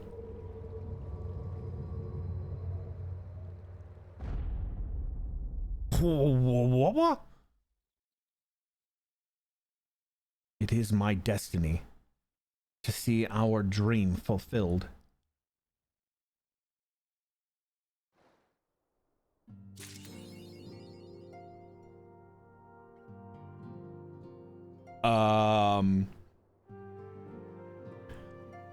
What?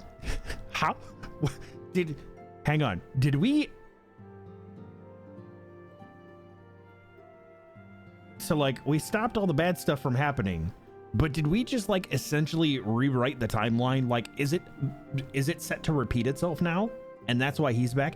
And if he's back, does that mean that his entire party is back now and they're determined to, you can't, my avatar doesn't move, my model doesn't do it, but I'm air quoting. And I forgot what I was air quoting now. Are they looking to save the world?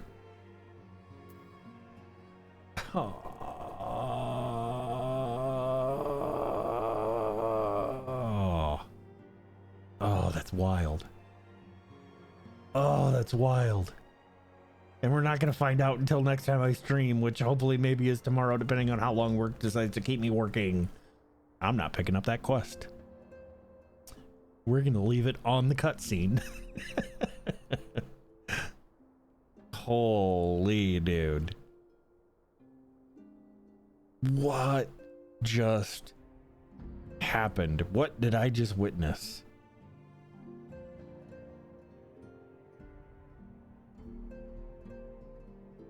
I don't know shit about this game, so I don't know. So the guy that they just showed, that was the Wayward Warrior, that was Ardbert. He was, when we first met him, he was the Warrior of Darkness as opposed to us being the Warrior of Light. And him and his party, we fought in space in front of Heidelin. And then Heidelin was like, your job is done, and like absorb them. And then we went to the first, and then we helped the first, and we became the warrior of darkness because the first was overrun with light, as opposed to us here in the source. We're fighting off darkness using light. We were fighting for the light, and then we had to fight against the light in the first to save the first. And in doing so, Ardbert, who was previously the warrior of darkness against us, was like a ghost. And then we found out that we were actually both part of the same soul, and then everything got reset when we finished off all of the killing off all the wardens of light and Emmett. And then like there was this weird reset, and then like everything was supposed to be back to like, oh, we fixed ourselves too, because we were going to like explode in light. We were going to become like this big badass super massive warden of light and destroy the world, right? Which would cause another rejoining, right? Which would have brought on another calamity. But we stopped that, and I thought Ardbert was gone, but it looks like he actually has a body now. So I don't know what's going to happen.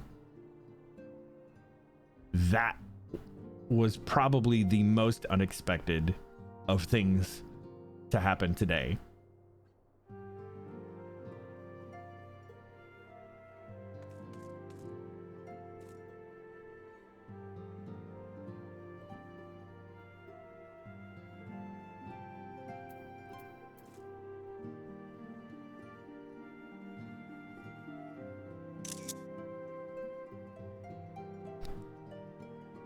Yeah, very wild stuff.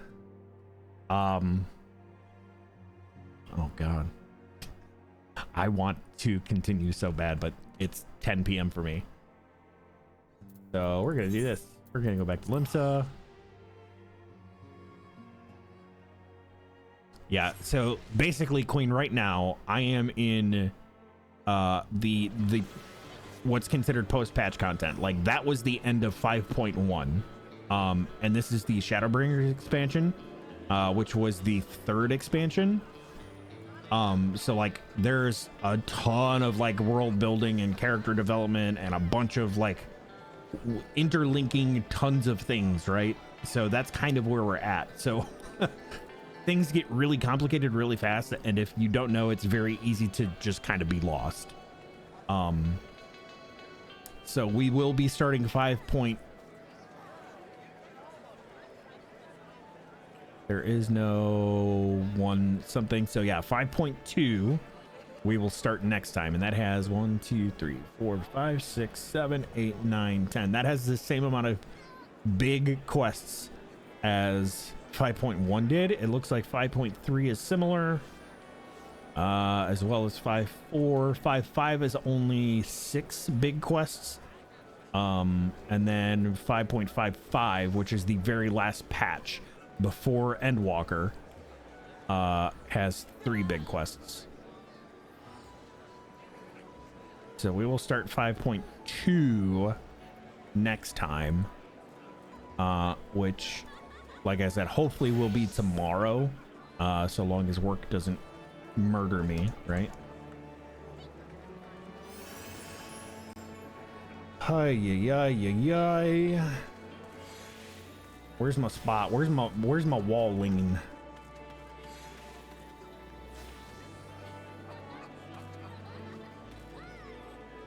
Was it this one? No, it was in the grass. Oh, it's right here. Oh, it's where this person is.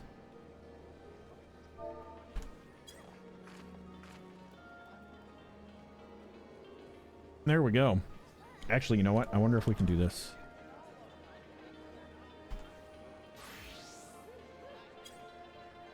It's probably going to get stuck on bards. It usually does. Go to the idle camp.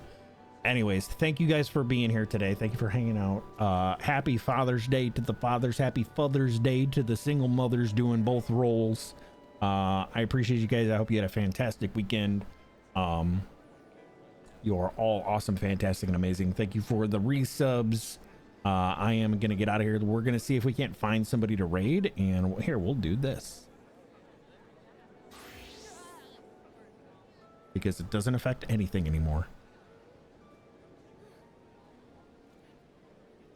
Let me see who is streaming, and we'll see if we can go raid somebody.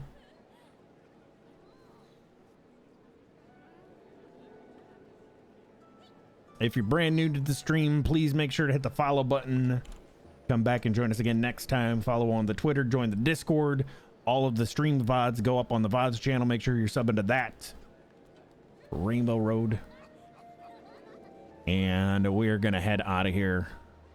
Let's see who's live.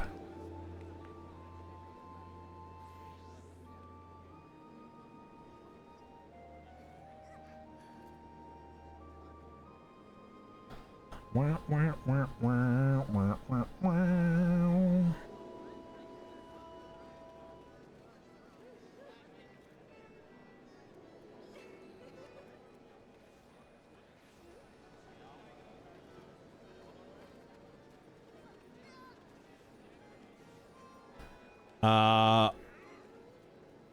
I can't pay attention to anything that they are doing, but I'm at least gonna show them some support. We'll send you guys over to Trey and Kimmy.